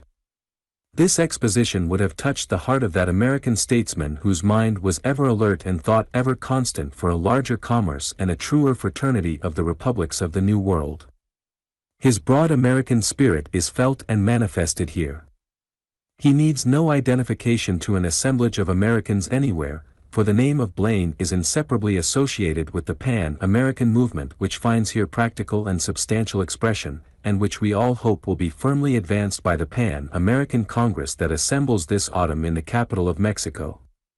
The good work will go on. It cannot be stopped. Those buildings will disappear, this creation of art and beauty and industry will perish from sight, but their influence will remain to make it live beyond its too short living with praises and thanksgiving. Who can tell the new thoughts that have been awakened, the ambitions fired and the high achievements that will be wrought through this exposition? Gentlemen, let us ever remember that our interest is in concord, not conflict, and that our real eminence rests in the victories of peace, not those of war. We hope that all who are represented here may be moved to higher and nobler efforts for their own and the world's good, and that out of this city may come not only greater commerce and trade for us all, but, more essential than these, relations of mutual respect, confidence and friendship which will deepen and endure. Our earnest prayer is that God will graciously vouchsafe prosperity, happiness and peace to all our neighbors, and like blessings to all the peoples and powers of earth. John Hay. Tribute to McKinley. From his memorial address at a joint session of the Senate and House of Representatives on February 27, 1903. For the third time the Congress of the United States are assembled to commemorate the life and the death of a president slain by the hand of an assassin. The attention of the future historian will be attracted to the features which reappear with startling sameness in all three of these awful crimes: the uselessness, the utter lack of consequence of the act, the obscurity, the insignificance of the criminal, the blamelessness, so far as in our sphere of existence the best of men may be held blameless, of the victim. Not one of our murdered presidents had an enemy in the world, they were all of such preeminent purity of life that no pretext could be given for the attack of passional crime, they were all men of democratic instincts, who could never have offended the most jealous advocates of equity, they were of kindly and generous nature, to whom wrong or injustice was impossible, of moderate fortune, whose slender means nobody could envy. They were men of austere virtue, of tender heart, of eminent abilities, which they had devoted with single minds to the good of the Republic. If ever men walked before God and man without blame, it was these three rulers of our people. The only temptation to attack their lives offered was their gentle radiance, to eyes hating the light, that was offense enough. The stupid uselessness of such an infamy affronts the common sense of the world. One can conceive how the death of a dictator may change the political conditions of an empire, how the extinction of a narrowing line of kings may bring in an alien dynasty. But in a well-ordered republic like ours the ruler may fall, but the state feels no tremor. Our beloved and revered leader is gone, but the natural process of our laws provides us a successor, identical in purpose and ideals, nourished by the same teachings, inspired by the same principles, pledged by tender affection as well as by high loyalty to carry to completion the immense task committed to his hands, and to smite with iron severity every manifestation of that hideous crime which his mild predecessor, with his dying breath, forgave. The sayings of celestial wisdom have no date, the words that reach us, over 2,000 years, out of the darkest hour of gloom the world has ever known, are true to life today, they know not what they do. The blow struck at our dear friend and ruler was as deadly as blind hate could make it, but the blow struck at anarchy was deadlier still. How many countries can join with us in the community of a kindred sorrow? I will not speak of those distant regions where assassination enters into the daily life of government. But among the nations bound to us by the ties of familiar intercourse, who can forget that wise and mild autocrat who had earned the proud title of the Liberator? That enlightened and magnanimous citizen whom France still mourns? That brave and chivalrous king of Italy who only lived for his people? And, saddest of all, that lovely and sorrowing empress, whose harmless life could hardly have excited the animosity of a demon? Against that devilish spirit nothing avails, neither virtue nor patriotism, nor age, nor youth, nor conscience nor pity.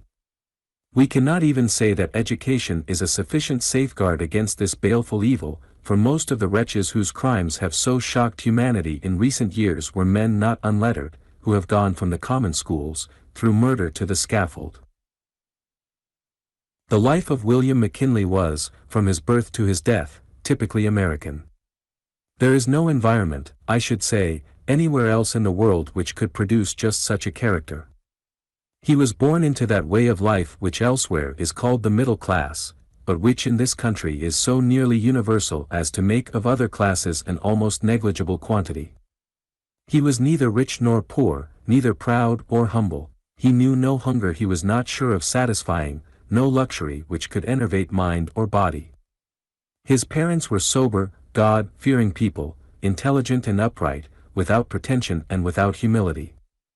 He grew up in the company of boys like himself, wholesome, honest, self-respecting.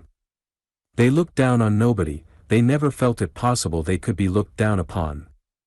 Their houses were the homes of probity, piety, patriotism. They learned in the admirable school readers of 50 years ago the lessons of heroic and splendid life which have come down from the past. They read in their weekly newspapers the story of the world's progress, in which they were eager to take part, and of the sins and wrongs of civilization with which they burned to do battle. It was a serious and thoughtful time. The boys of that day felt dimly, but deeply, that days of sharp struggle and high achievement were before them. They looked at life with the wondering yet resolute eyes of a young esquire in his vigil of arms. They felt a time was coming when to them should be addressed the stern admonition of the apostle, "Quit you like men, be strong." The men who are living today and were young in 1860 will never forget the glory and glamour that filled the earth and the sky when the long twilight of doubt and uncertainty was ending and the time for action had come. A speech by Abraham Lincoln was an event not only of high moral significance, but of far-reaching importance. The drilling of a militia company by Ellsworth attracted national attention, the fluttering of the flag in the clear sky drew tears from the eyes of young men. Patriotism, which had been a rhetorical expression, became a passionate emotion, in which instinct, logic and feeling were fused. The country was worth saving, it could be saved only by fire, no sacrifice was too great, the young men of the country were ready for the sacrifice, come weal, come woe, they were ready. At 17 years of age William McKinley heard this summons of his country. He was the sort of youth to whom a military life in ordinary times would possess no attractions. His nature was far different from that of the ordinary soldier. He had other dreams of life, its prizes and pleasures, than that of marches and battles. But to his mind there was no choice or question. The banner floating in the morning breeze was the beckoning gesture of his country. The thrilling notes of the trumpet called him and none other, into the ranks. His portrait in his first uniform is familiar to you all, the short, stocky figure, the quiet, thoughtful face, the deep, dark eyes. It is the face of a lad who could not stay at home when he thought he was needed in the field. He was of the stuff of which good soldiers are made. Had he been 10 years older he would have entered at the head of a company and come out at the head of a division. But he did what he could. He enlisted as a private, he learned to obey. His serious, sensible ways, his prompt, alert efficiency soon attracted the attention of his superiors. He was so faithful in little things that they gave him more and more to do. He was untiring in camp and on the march, swift, cool and fearless in fight. He left the army with field rank when the war ended, brevetted by President Lincoln for gallantry in battle. In coming years when men seek to draw the moral of our great Civil War, nothing will seem to them so admirable in all the history of our two magnificent armies as the way in which the war came to a close. When the Confederate Army saw the time had come, they acknowledged the pitiless logic of facts and ceased fighting. When the Army of the Union saw it was no longer needed, without a murmur or question, making no terms, asking no return, in the flush of victory and fullness of might, it laid down its arms and melted back into the mass of peaceful citizens. There is no event since the nation was born which has so proved its solid capacity for self-government. Both sections share equally in that crown of glory. They had held a debate of incomparable importance and had fought it out with equal energy. A conclusion had been reached, and it is to the everlasting honor of both sides that they each knew when the war was over and the hour of a lasting peace had struck. We may admire the desperate daring of others who prefer annihilation to compromise, but the palm of common sense, and, I will say, of enlightened patriotism, belongs to the men like Grant and Lee, who knew when they had fought enough for honor and for country. So it came naturally about that in 1876, the beginning of the second century of the Republic, he began, by an election to Congress, his political career. Thereafter for 14 years this chamber was his home. I use the word advisedly. Nowhere in the world was he so in harmony with his environment as here, nowhere else did his mind work with such full consciousness of its powers. The air of debate was native to him, here he drank the light of battle with his peers. In after days, when he drove by this stately pile, or when on rare occasions his duty called him here, he greeted his old haunts with the affectionate zest of a child of the house. During all the last 10 years of his life, filled as they were with activity and glory, he never ceased to be homesick for this hall. When he came to the presidency, there was not a day when his congressional service was not of use to him. Probably no other president has been in such full and cordial communion with Congress, if we may except Lincoln alone. McKinley knew the legislative body thoroughly, its composition, its methods, its habit of thought. He had the profoundest respect for its authority and an inflexible belief in the ultimate rectitude of its purposes. Our history shows how surely an executive court's disaster and ruin by assuming an attitude of hostility or distrust to the legislature, and, on the other hand, McKinley's frank and sincere trust and confidence in Congress were repaid by prompt and loyal support and cooperation.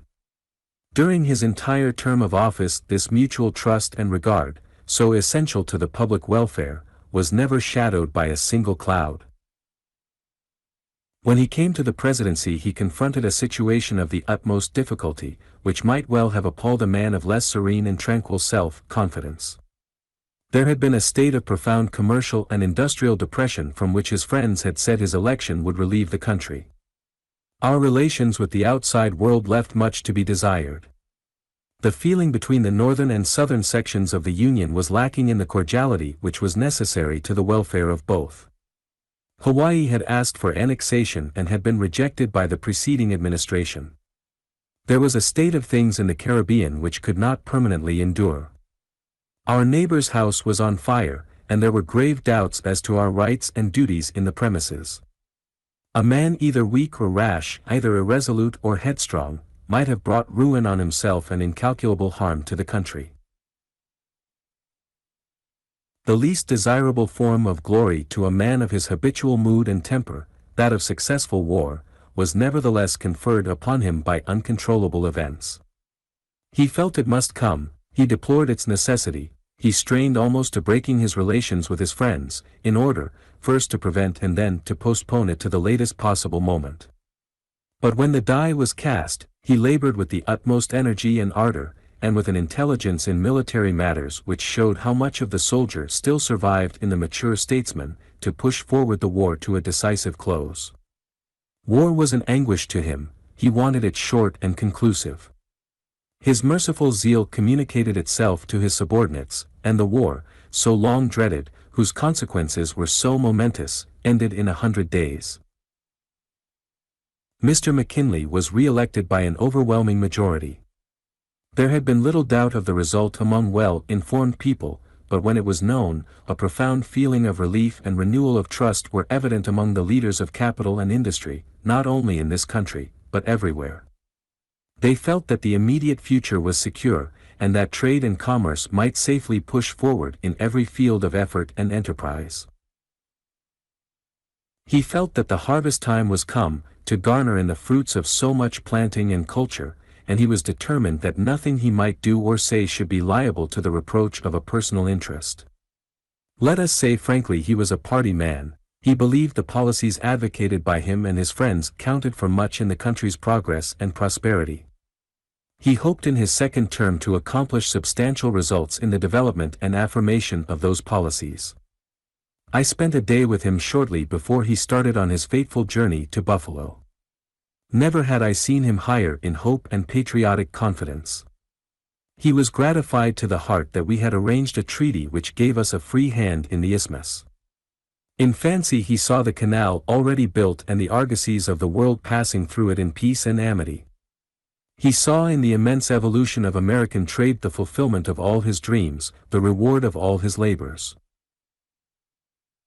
He was, I need not say, an ardent protectionist, never more sincere and devoted than during those last days of his life. He regarded reciprocity as the bulwark of protection, not a breach, but a fulfillment of the law. The treaties which for 4 years had been preparing under his personal supervision he regarded as ancillary to the general scheme.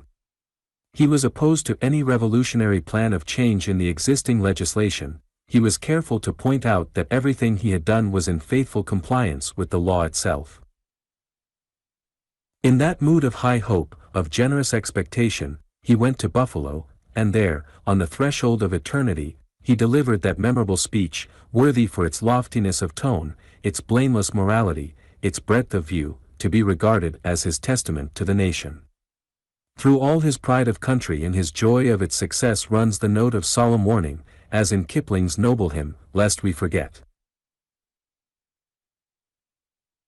The next day sped the bolt of doom, and for a week after, in an agony of dread, broken by elusive glimpses of hope that our prayers might be answered, the nation waited for the end. Nothing in the glorious life we saw gradually waning was more admirable and exemplary than its close. The gentle humanity of his words when he saw his assailant in danger of summary vengeance, do not let them hurt him, his chivalrous care that the news should be broken gently to his wife, the fine courtesy with which he apologized for the damage which his death would bring to the great exhibition, and the heroic resignation of his final words, "It is God's way, His will, not ours, be done," were all the instinctive expressions of a nature so lofty and so pure that pride in its nobility at once softened and enhanced the nation's sense of loss. The Republic grieved over such a son, but is proud forever of having produced him. After all, in spite of its tragic ending, his life was extraordinarily happy. He had, all his days, troops of friends, the cheer of fame and fruitful labor, and he became at last, on fortune's crowning slope, the pillar of a people's hope, the center of a world's desire. William Jennings Bryan, The Prince of Peace, 39, 1894. I offer no apology for speaking upon a religious theme, for it is the most universal of all themes.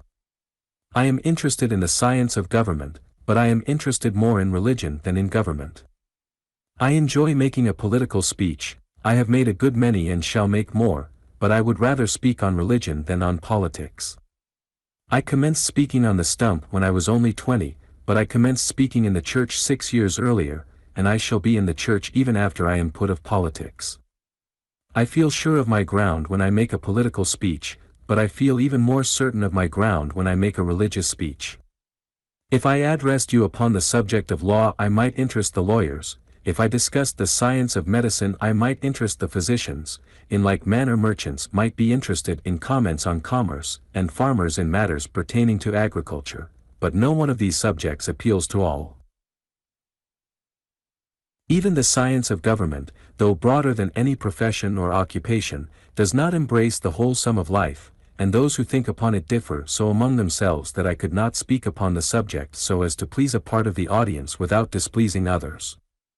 While to me the science of government is intensely absorbing, I recognize that the most important things in life lie outside of the realm of government and that more depends upon what the individual does for himself than upon what the government does or can do for him. Men can be miserable under the best government and they can be happy under the worst government. Government affects but a part of the life which we live here and does not deal at all with the life beyond, while religion touches the infinite circle of existence as well as the small arc of that circle which we spend on earth. No greater theme, therefore, can engage our attention. If I discuss questions of government I must secure the cooperation of a majority before I can put my ideas into practice, but if, in speaking on religion, I can touch one human heart for good, I have not spoken in vain no matter how large the majority may be against me. Man is a religious being, the heart instinctively seeks for a God. Whether he worships on the banks of the Ganges, prays with his face upturned to the sun, kneels toward Mecca or, regarding all space as a temple, communes with the Heavenly Father according to the Christian creed, man is essentially devout. There are honest doubters whose sincerity we recognize and respect, but occasionally I find young men who think it smart to be skeptical. They talk as if it were an evidence of larger intelligence to scoff at creeds and to refuse to connect themselves with churches. They call themselves liberal, as if a Christian were narrow-minded. Some go so far as to assert that the advanced thought of the world has discarded the idea that there is a God. To these young men I desire to address myself. Even some older people profess to regard religion as a superstition, pardonable in the ignorant but unworthy of the educated. Those who hold this view look down with mild contempt upon such as give to religion a definite place in their thoughts and lives. They assume an intellectual superiority and often take little pains to conceal the assumption.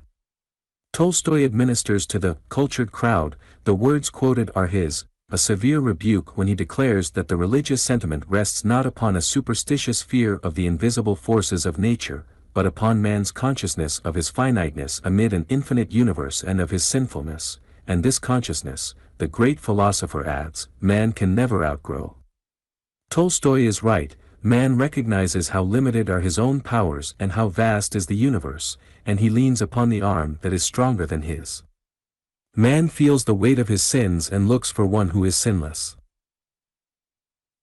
Religion has been defined by Tolstoy as the relation which man fixes between himself and his God, and morality as the outward manifestation of this inward relation.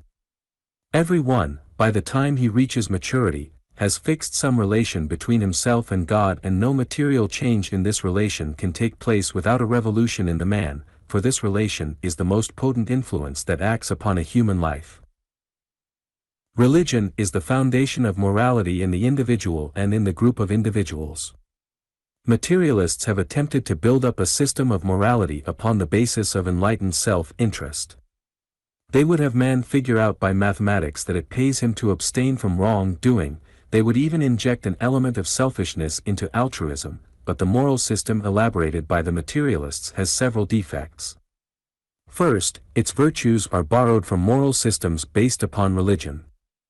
All those who are intelligent enough to discuss a system of morality are so saturated with the morals derived from systems resting upon religion that they cannot frame a system resting upon reason alone.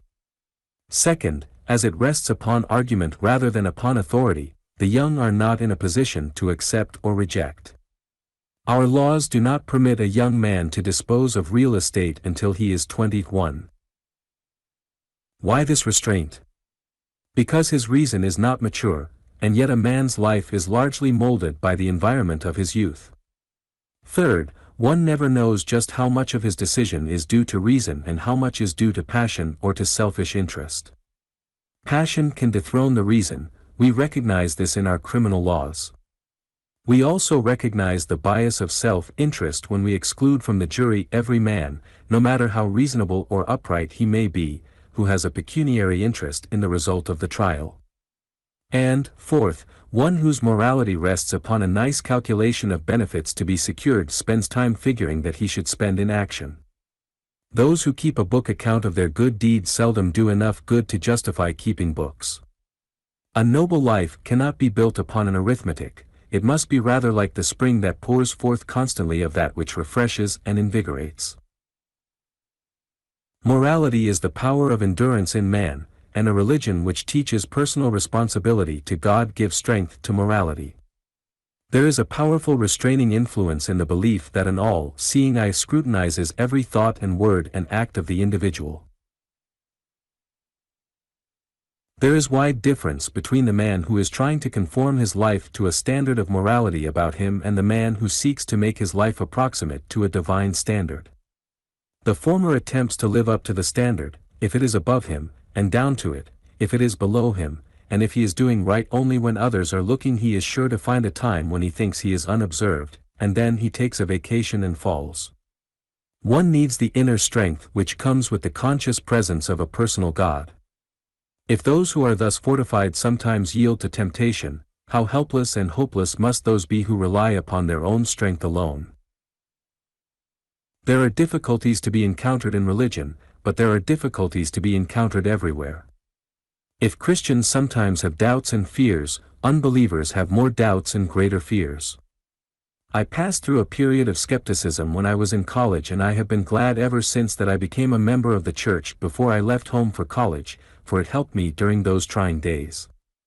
And the college days cover the dangerous period in the young man's life. He is just coming into possession of his powers, and feels stronger than he ever feels afterward, and he thinks he knows more than he ever does know. It was at this period that I became confused by the different theories of creation. But I examined these theories and found that they all assumed something to begin with. You can test this for yourselves. The nebular hypothesis, for instance, assumes that matter and force existed, matter in particles infinitely fine and each particle separated from every other particle by space infinitely great. Beginning with this assumption, force working on matter, according to this hypothesis, created a universe. Well, I have a right to assume, and I prefer to assume, a designer back of the design, a creator back of the creation, and no matter how long you draw out the process of creation, so long as God stands back of it, you cannot shake my faith in Jehovah. In Genesis it is written that, in the beginning, God created the heavens and the earth, and I can stand on that proposition until I find some theory of creation that goes farther back than the beginning. We must begin with something, we must start somewhere, and the Christian begins with God. I do not carry the doctrine of evolution as far as some do. I am not yet convinced that man is a lineal descendant of the lower animals. I do not mean to find fault with you if you want to accept the theory. All I mean to say is that while you may trace your ancestry back to the monkey if you find pleasure or pride in doing so, you shall not connect me with your family tree without more evidence than has yet been produced. I object to the theory for several reasons. First, it is a dangerous theory. If a man links himself in generations with the monkey, it then becomes an important question whether he is going toward him or coming from him, and I have seen them going in both directions. I do not know of any argument that can be used to prove that man is an improved monkey that may not be used just as well to prove that the monkey is a degenerate man, and the latter theory is more plausible than the former. It is true that man, in some physical characteristics resembles the beast, but man has a mind as well as a body, and a soul as well as a mind. The mind is greater than the body and the soul is greater than the mind, and I object to having man's pedigree traced on 1/3 of him only, and that the lowest third. Fairbairn, in his Philosophy of Christianity, lays down a sound proposition when he says that it is not sufficient to explain man as an animal, that it is necessary to explain man in history, and the Darwinian theory does not do this. The ape, according to this theory, is older than man, and yet the ape is still an ape while man is the author of the marvelous civilization which we see about us. One does not escape from mystery, however, by accepting this theory, for it does not explain the origin of life. When the follower of Darwin has traced the germ of life back to the lowest form in which it appears, and to follow him one must exercise more faith than religion calls for, he finds that scientists differ.